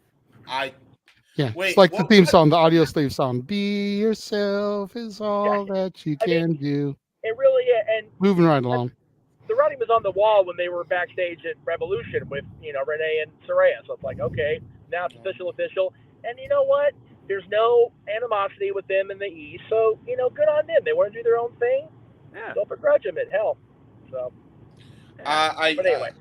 I remember somebody was saying, like, somebody was fearful that they were going to show up in AEW, and I'm like, I'm pretty sure, if anything, they're going to go to Impact before they go to AEW. I'm going to just put that out there. They have a day. I don't know. I mean, Brian there, have as characters, yes. Not as wrestlers, though. That's the thing. So I'm even more confident they're going to enjoy being away from wrestling and being moms, which is what they want to do at this point. Like exactly. Between Nicole's lingering neck issues, like people don't talk about it, and it's not discussed a whole lot out in the media. Her neck is way worse than she was first led to believe. That brief little comeback they had for Evolution and then their Rumble appearances, it's not going to happen. And Brie retired when she did for a reason. Yes, paydays are what they are, right, Nate? But it's one of those things, they don't need to be going out nature every night like Rick seems to want to do. They've got, Bree's got the 2 kids, Nicole's got her little boy, and they're happy. So, they don't need to go out there and be taking bumps 2, 3, 4 times a week, and they're still making bank on the brand. That's the key. The brand is what's making them the money, not getting their asses beat up, 2, 3 nights a week. Although knowing the entrepreneurial spirit of the Bellas, it wouldn't surprise me if they get some sort of like booking role in the industry. I could see that happening. I could see them doing something. If they sought something like that, it wouldn't surprise me either. I just don't think either one of them have an interest in being involved in that level. Like, yes, they enjoyed. I think, and again, this is me just speaking from my personal experience with both of them. It's one of those, they enjoyed the camaraderie on the road, but I don't think they have an interest in, sitting at a computer or a monitor on a Monday or a Friday and, or going out there and producing or whatever. I think they enjoy the fact that Brian is still doing what he loves. Right now is not a good example because he's, taking a break because he got his ass handed to him. But I think they enjoy the fandom of it, and they do still, very much appreciate their fan support. There's very serious discussion about me going again to their live podcast since they're going to be closed next month. And when I say close, I mean San Francisco, so take that for what it's worth. But it's a long-ass drive there and back. But, again, 6 more lucky, 7 more lucky on a Wednesday night. Are you kidding me? And that's just one way.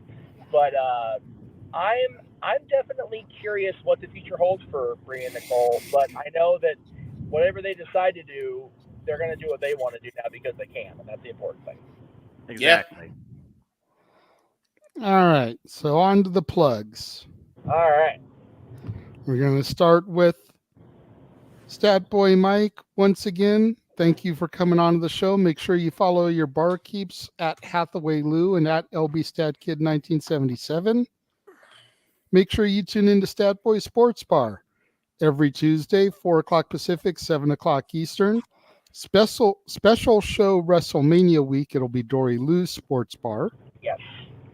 You can find your barkeeps milling around Heroes and Legends 19 on Saturday, May 13th in Pigeon Forge, Tennessee. So go check that out if you're in the area. Also, big thank you earlier to Josh Mansfield, the Cleveland combatant, at Catholic Josh 122 on the Twitter, at Mallowmangram on Instagram. Be sure to peep out the resident Big Baller G, at Big Baller G 1988 at TikTok, nodq.com/Big Baller G on Twitter, nodq_Big Baller G 1988 on Instagram. Always happy to be here. I'm not sure. Yes, he is always happy to be there. I'm not sure if this was just today or if it was all of this weekend, but you had Adina Steele and Bobby Fish for the Icons of Wrestling at the old ECW Arena. Yes. And then coming up in May on the 21st, Parker Kane Promotions bringing you Hacksaw Jim Duggan for Baltimore Celeb Fest. Make sure you check out our buddy, the Frank Sinatra of the Spanish Mafia, Gino Rivera. Booking inquiries, Gino_Rivera at yahoo.com. And you can find him on Facebook, Twitter, and Instagram at those locations. James, anything you would like to plug that may or may not have been in your video package that we saw earlier? This controller. Hold on. It's plugged in. No, sorry, bad joke. So you pulling a Mikey T now? Getting told to plug something, you're plugging some movie that you saw? No. Told to plug something, you're plugging the controller? Yeah, all the plugs, all the different plugs. Yeah, all the different plugs. No, okay. So, as far as what's coming up this week, while it wasn't shown on any of the QR codes in particular, we are going to be doing to round out the WrestleMania themed retros on the Wrestling Fortune 44 channel. It will be WrestleMania 18, WrestleMania 21, and a redo of WrestleMania 23. Which, now that I heard that you were watching that, Noah, maybe you can join myself and Nikos for doing that retro. You said 21? 21. WrestleMania Goes Hollywood. Message me whatever day you're going to do that. I will try to make that happen, as I was there for that one. That makes sense. Okay. Well, and since you're obviously not doing it, this year, maybe you'll do it next year. But WrestleMania 20, whenever you get to that, I want to be on that one.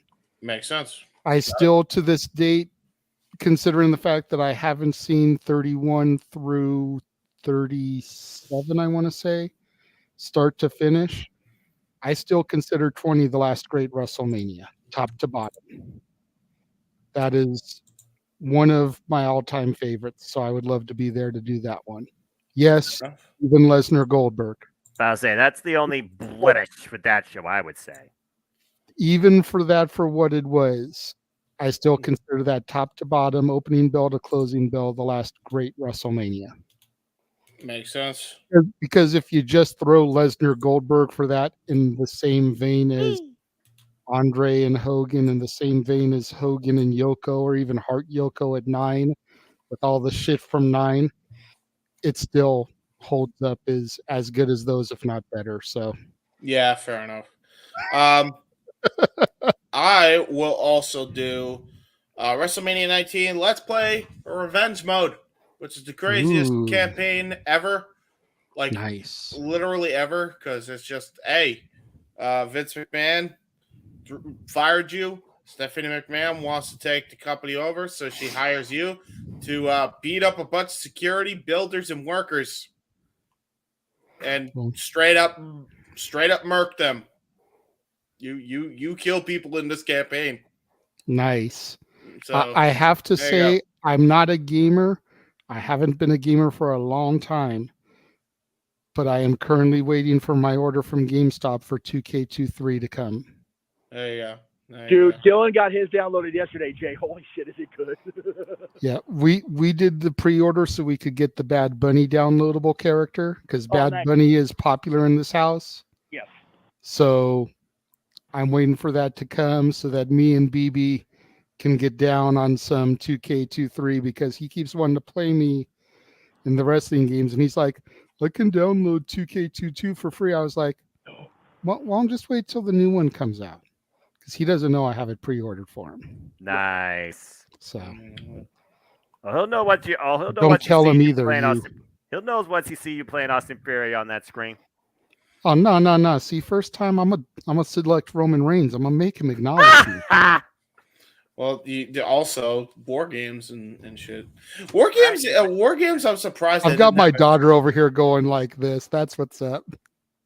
She acknowledges the one. Oh, big time. Dude, they announced on social media earlier this week that Jimmy, Jay, and Solo are going to be at Cricket Wireless on WrestleMania Saturday for a signing. Same time as NXT Stand and Deliver, so clearly I can't go. I told Meacham, I was like, dude, if that was any day other than Saturday or Sunday, right?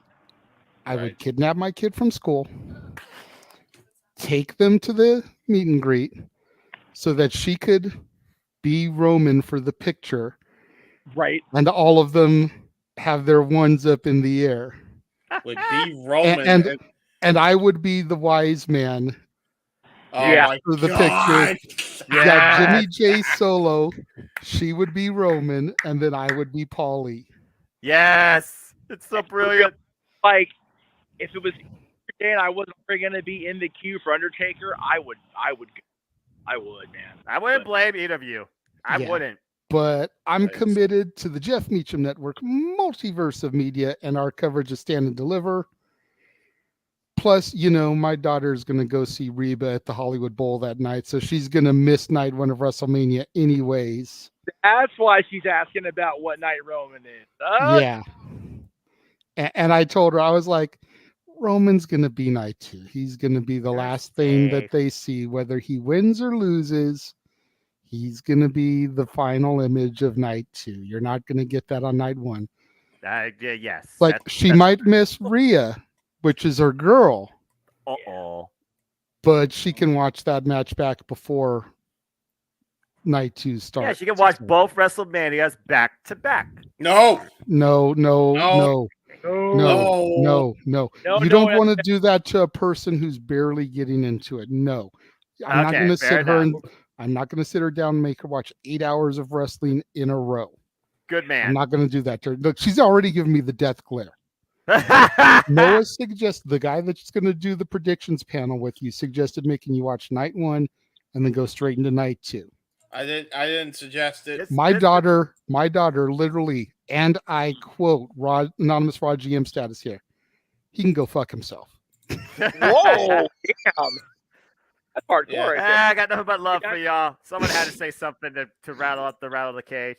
Hey, you know what though? Any other teenager that's a wrestling fan, you might have gotten away with that. She's just getting into it. Jeff can attest. And she's only kind of halfway, quarter way into it. There's people she likes. Mm-hmm. She's not full into the product. Just like my little Ella. She likes this person here. She likes that person there. Oh, this person's hot. Oh, this person's badass. This person's hot. She's a 14-year-old girl. Give her a break. I respect that. My little Ella likes Bianca Belair and likes The Rock, and she's only 8 years old. I respect that. And she likes Roman Reigns. She likes Rhea Ripley. Who else? I haven't shown her Roman Reigns yet. Natalia, of course, because that's her namesake. That's her namesake. I mean, come on. Speaks for itself. There's probably a couple others. Rhonda. Yep. She likes the badass chicks. That makes sense. Means who doesn't like a badass woman? That being said, JJ, nothing but love for your little girl, if you will. Absolutely. And not everybody is like me, because again, all I watch is wrestling. There you go. See, look, even Key Mike in the chat room's like, not everyone is like us, Noah. I can watch 8 hours. I mean, let's be fair, Noah. If me and you are talking about Noah, let's be fair. If me and you are talking about splitting 35 into 2 days, yes, and then you want this poor girl to watch both shows back to back, come on now. Yeah, cold turkey, no. Yeah, I could even hear her mom in the background saying, Mama's over here going, nope. And no. She's like, nope, not gonna happen. Nope. Again, that one's like me. Let's see. I watched WrestleMania 23. I watched WrestleMania 25, and I watched WrestleMania 28 today. There you go. Today. It's a little Cypress Hill there. It's a little insane in the membrane. No, it's not. You just lay in the bed, you drink a Mountain Dew, and you forget about life worries. There you go. I mean, to be fair, you've been under the weather too. So what else are you going to do except watch professional wrestling? Damn it! But I digress. That was also after watching New Japan Cup from earlier today. What the fuck? That's 16 hours. No, it's not. Yeah, it is. Not when you fast forward for all the promotional bull crap. Speaking of promotional bull crap, Let's get back to the plugs. Yeah. Since James has done his stuff, Jeff, I have some of your stuff mixed in with some of my stuff. We're just gonna run through it, okay? I just figured we show the one. Oh, okay, that works too. Like I said, I'm just gonna run down. Okay. You can find me on the social medias: Instagram, the Renegade JJ Williams; YouTube, Casa D18 Studios; the Twitter at ROWJJ Williams; to King Mike and Raymond's questions from earlier. If you gentlemen are still watching, I just hit the refresh button. As of right now, I am at 3,972 watch hours. Yay! You're right freaking there. Now to keep in mind, it hasn't passed midnight on the West Coast yet, so it hasn't reset for the next day yet. Okay. So it could go up, it could come down a little bit. Okay. So we will see what happens past midnight. But as it stands right now, I am 28 watch hours away. Oh, you're definitely hitting it. You're definitely freaking hitting it. You know, I was hoping I could get it by the end of the weekend. It is close for real, King Mike. I was hoping I could get it by the end of the weekend with the way it's going, but it looks like Sacrifice is virtually guaranteed. I will be past that point. Hey! Sacrifice the next watch along, which that was the new goal anyways. Walking in the gas station looks like Sacrifice is guaranteed to based on the pants he's wearing. Anyway, keep right along there. Wow. So things. That is how close I am, gentlemen. That's Good awesome. deal. Yeah, I hope it happens at midnight. That way I can be up here and we can commiserate about it together. That'd be awesome, dude. That'd be really fucking cool. Take a snapshot of it and commemorate the moment. Right? You deserve it. Oh, for real. Seriously. So this past week on Renegade's reviews, this is what I had go up. You had the Price of Fame documentary about the $1 Million Man, Ted DiBiase. You had Avengers of Justice, Farce Wars with the Heartbreak Kid, Shawn Michaels. Money Plane with Adam Edge Copeland. And then today was New Release Saturday. We Have a Ghost starring David Harbour from Stranger Things and Anthony Mackie. Next week, we've got Penance Lane, which heavily stars, not the main star, but we'll say we heavily features Booker T and has a small role by Diamond Dallas Page. The main stars of that one are Tyler Mane, who people may know as Sabretooth from the original X-Men movie, as well as Rob Zombie's Michael Myers. Alongside Scout Taylor from the Halloween movies. We've got Trish Stratus and Bounty Hunters. Another documentary, The Resurrection of Jake the Snake. And the new release Saturday for next week is going to be Hulu's original movie on the Boston Strangler, starring Keira Knightley. So got all that coming up. Then we've got, of course, Throwback Thursday coming at you again next week, where it'll be all of the episode 4s, except for the ATW View and Open Mic Night, which will be the second official episodes for those. Ah, the women's wrestling discussion. I remember that.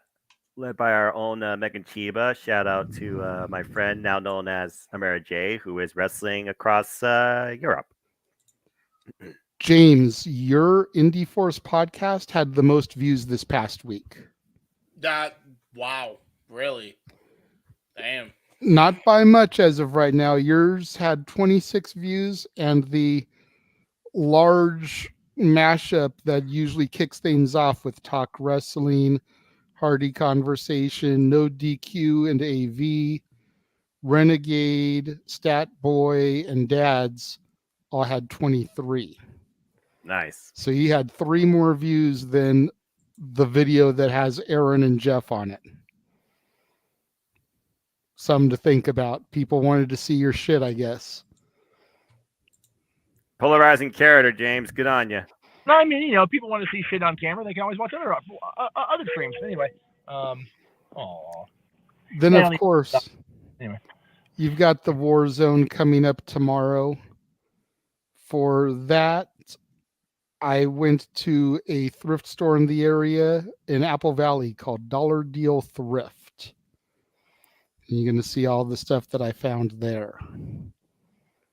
Of course, you can check out our friends from No DQ with their recaps of Raw, AEW, Dynamite, SmackDown, and then, of course, the No DQ review, which I believe tomorrow's review Jeff will be on. That is the plan, because we're going to be out of here in time to get Miss Teresa back for dinner and before the sun goes down, because driving these hills with no sun is a mucker. So, yes, y'all know this up here in the boonies. So. Before we get into the next one, since I've already got Jeff here, let's go ahead and. Yes. So that hurts my eyes just trying to look at all that, bro. Yeah. I understand that, but I was just trying to convey that this is all in the next 2 weeks. And I'm just so grateful that there's so much good going on right now. What's really funny is, as much as I've been at Disneyland working on, there's literally one graphic in there because I've got 2 days between now and WrestleMania at Disney, because they've been on such a hiring spree.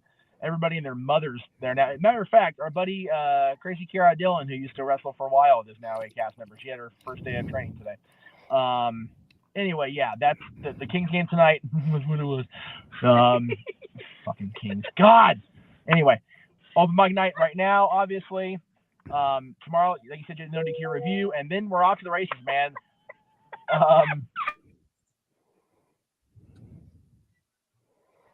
Sorry, man. Signal issue. Teresa just giggling. Anyway, Gads, not always on wrestling tomorrow is Monday rather. Our top 10 there it is. Thank you. WrestleMania. That's at 5 p.m. Eastern. So long on the recording, we're going to have to air it at 5 to make and 5/2 that we make sure we get it done before Raw goes on, because at this point you're going to catch Raw. So yeah, that's accurate because. Jeff, that's accurate because I have it edited, uploaded, ready to send you the link so you can download, put it on your channel. Official runtime, 2 hours, 51 minutes, and 8 seconds. And that's after editing. Jesus. But with adding trailers and stuff too. So. But even still, that's almost 3 hours, and we didn't go through. Yeah, that's right. Damn. All right, so yeah, that'll be live at 5 p.m. Eastern, 2 p.m. Pacific. Staff Boy Sports Bar, again, mentioned earlier, Dory Lou Sports Bar during WrestleMania week. There's all this stuff is between tonight and Raw after Mania. So I'm looking forward to it. I do need to get off the horn here so we can drive the rest of the way, and because we both need to pee and we're not using the gas station bathrooms up here because no. So with that being said, I'm looking forward to it. I'm looking forward to being with everybody on camera, and then want to give a quick shout out to our buddy Medusa, or my buddy Medusa. I don't know if anybody else met Medusa besides me, but finally got into her book today on the train out to the crypt for the hockey game. And man, if the foreword by Paul Heyman is enough of an indication of how this story is going to go, I am here for this damn book. Paul E talking about meeting Deuce for the first time was awesome. So yes, Talk Anything on Tuesdays. After NXT, again, there will be no Talk Wrestling the week of WrestleMania, because in Talk Wrestling's time slot will be the ladies of the multiverse previewing and predicting WrestleMania. That'll be Tuesday night after Dory Lou Sports Bar. We're going to start Dory Lou Sports Bar at 9 p.m. Eastern, 6 Pacific, and then this show will either start at 10/7 or as soon as we're done with the Sports Bar, because with a smaller crew, we probably won't go near as long. That's really it. Just keep tuning in, guys. And then yes, after April's over, April will bleed into May, and we've got the WWF versus WCW War flashback series. I'm still kind of cultivating that in my brain and figure out exactly what it's going to end up being, but I'm looking forward to the idea formulated in my brain. So much good stuff coming up. I can't wait. Love you guys. Thank you for letting me pop in. I know it was kind of clusterfucky with the signal and everything, so enjoy the rest of y'all Saturday. And again, No DQ review tomorrow for me, Warzone tomorrow for JJ. So let's get on our Sundays and have some fun, kids. All right. Thanks a lot for popping in, Jeff. I will get through the rest of these plugs here, and we'll see if we can't actually get out of here before midnight. Yeah, you know, the fact we got to the Kings game before 10 o'clock, I'm like, all right, it's going to be a good night, Tater. If you can pass a message on to your driver, daughter says check the texts. We are. Yeah. We are. All right. Okay. Yeah, we were driving, so we couldn't answer, but we will. All right. Have a good one. Bye. Don't drive in text. That's all I gotta say. All right. So go back here real quick. So yeah, this Dad's Mania main events is gonna be a fun one. I think we said that there were 16 different entries on the two lists. Nice. We only agreed on 4 of them. So definitely going to be fun to take a look at. And then post WrestleMania, of course, we're going to have the top 10 ECW champions of all time.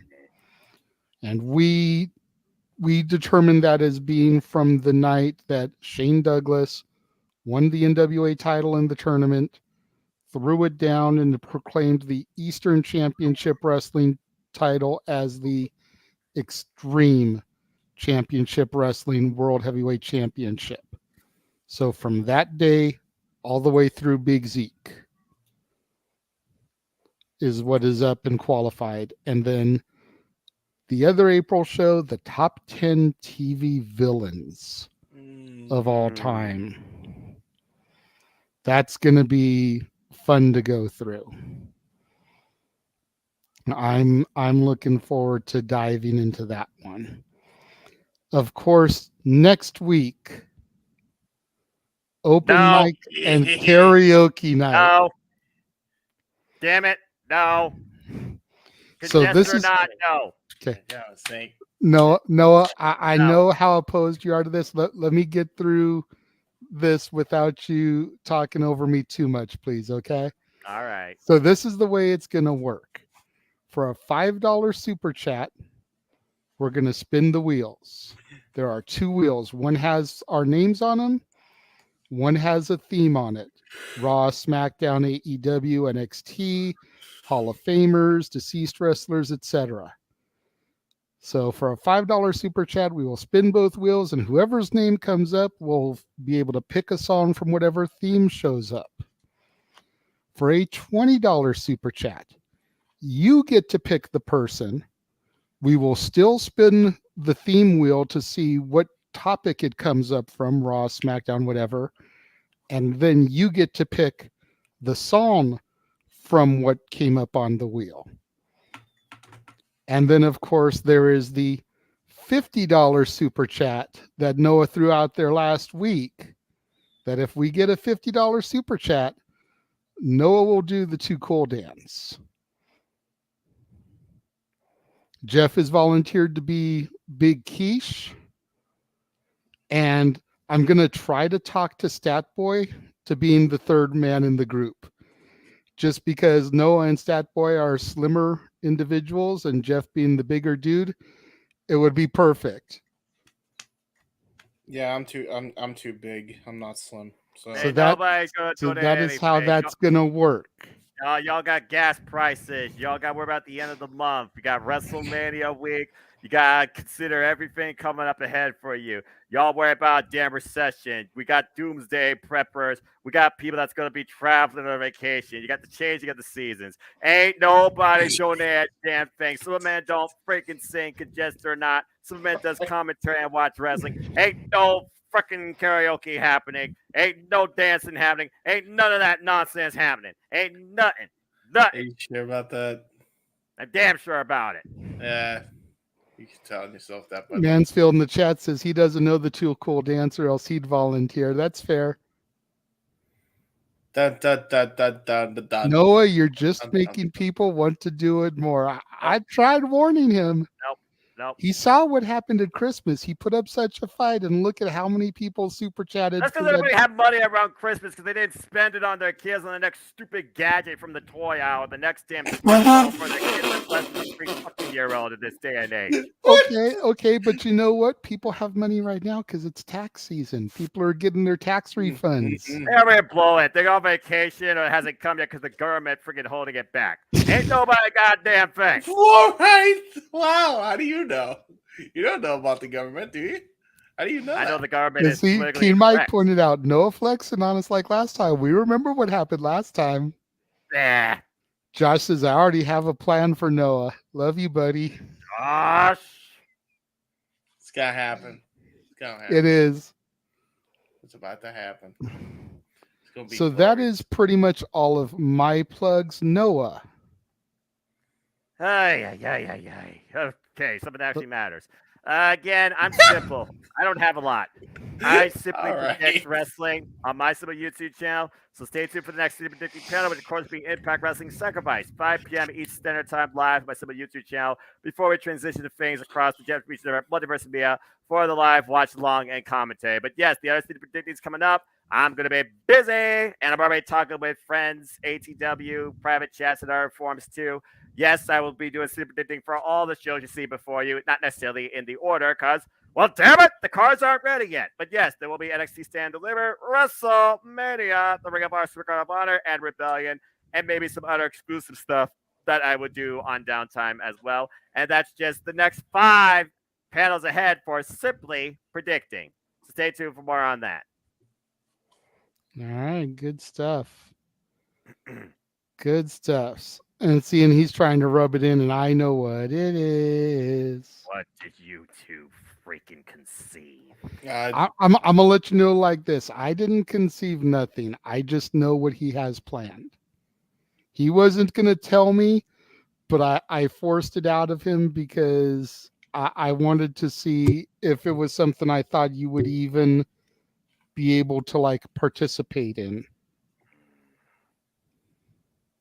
So, but I do know what it is. Lord help my blood pressure.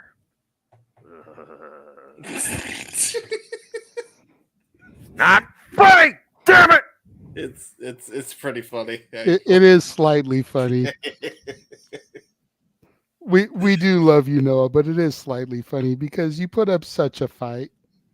I don't sing. I haven't sung since 8th grade. I try You it. said that's a lie. You sang on Christmas.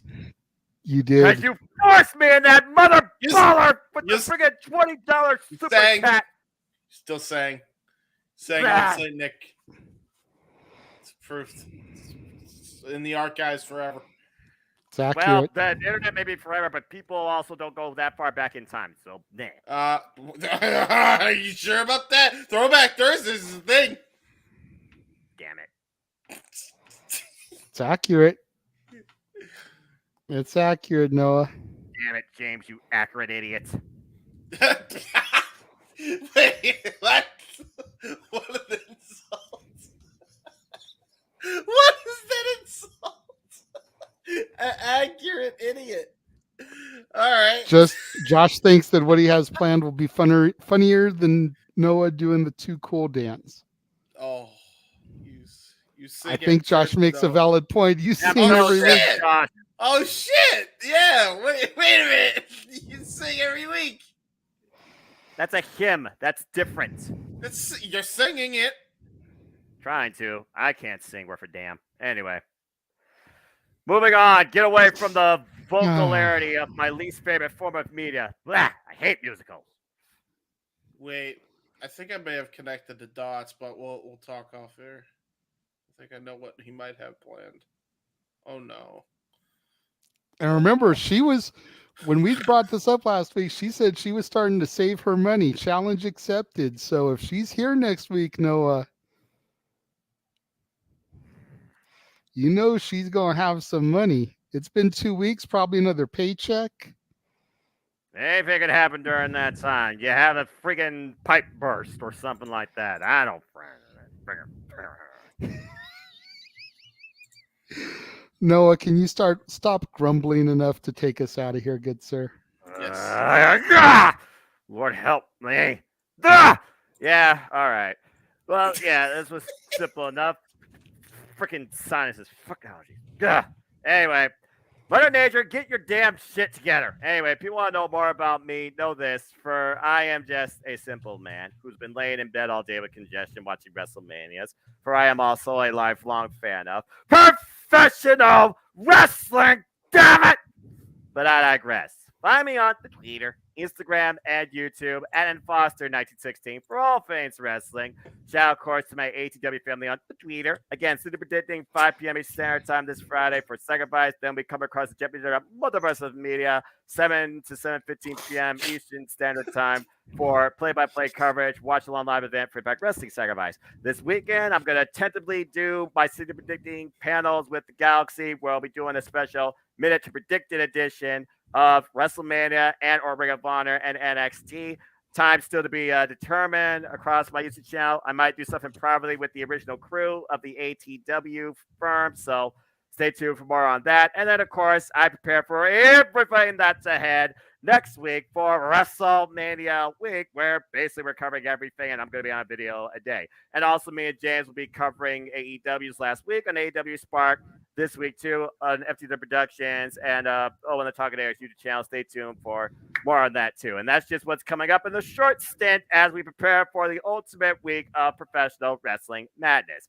But as always, I like to conclude, there are no winners, no losers, no betters. Just fans with opinions for this passion we all share. At the end of the day, folks, support one another, respect each other, protect your mentality, too, and treasure your families. And just enjoy life and enjoy professional wrestling. It's as simple as that. And there you have it. Josh says that he loves that he's not even in the room and can still make James break.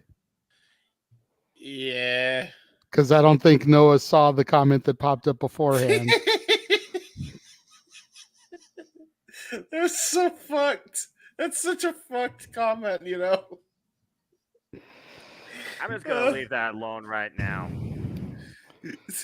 Ladies and gentlemen, the 8 people that are still watching, and I think we got up to 15 or 16 tonight at one point. Thank you for tuning in to this week's Open Mic Night. We hope that you all will come back next week for Noah's personal hell as we do open mic and karaoke night. Damn it! It should be a splendid time is guaranteed for all, as the Beatles once said. For, as well you should, Missy. For the West Coast professor, Jeff motherfucking Meacham. For the stat boy, Mike Caldwell. For the Cleveland combatant, Josh Mansfield. For the Heb Man, James Hebert. For the simple man with the spectacular voice, Noah Foster. I am the Renegade JJ Williams. Thank you for tuning in with us this week. We greatly appreciate your viewership, and we will see you next week for the WrestleMania kickoff party, open mic night, and karaoke. I'm not singing! You're singing.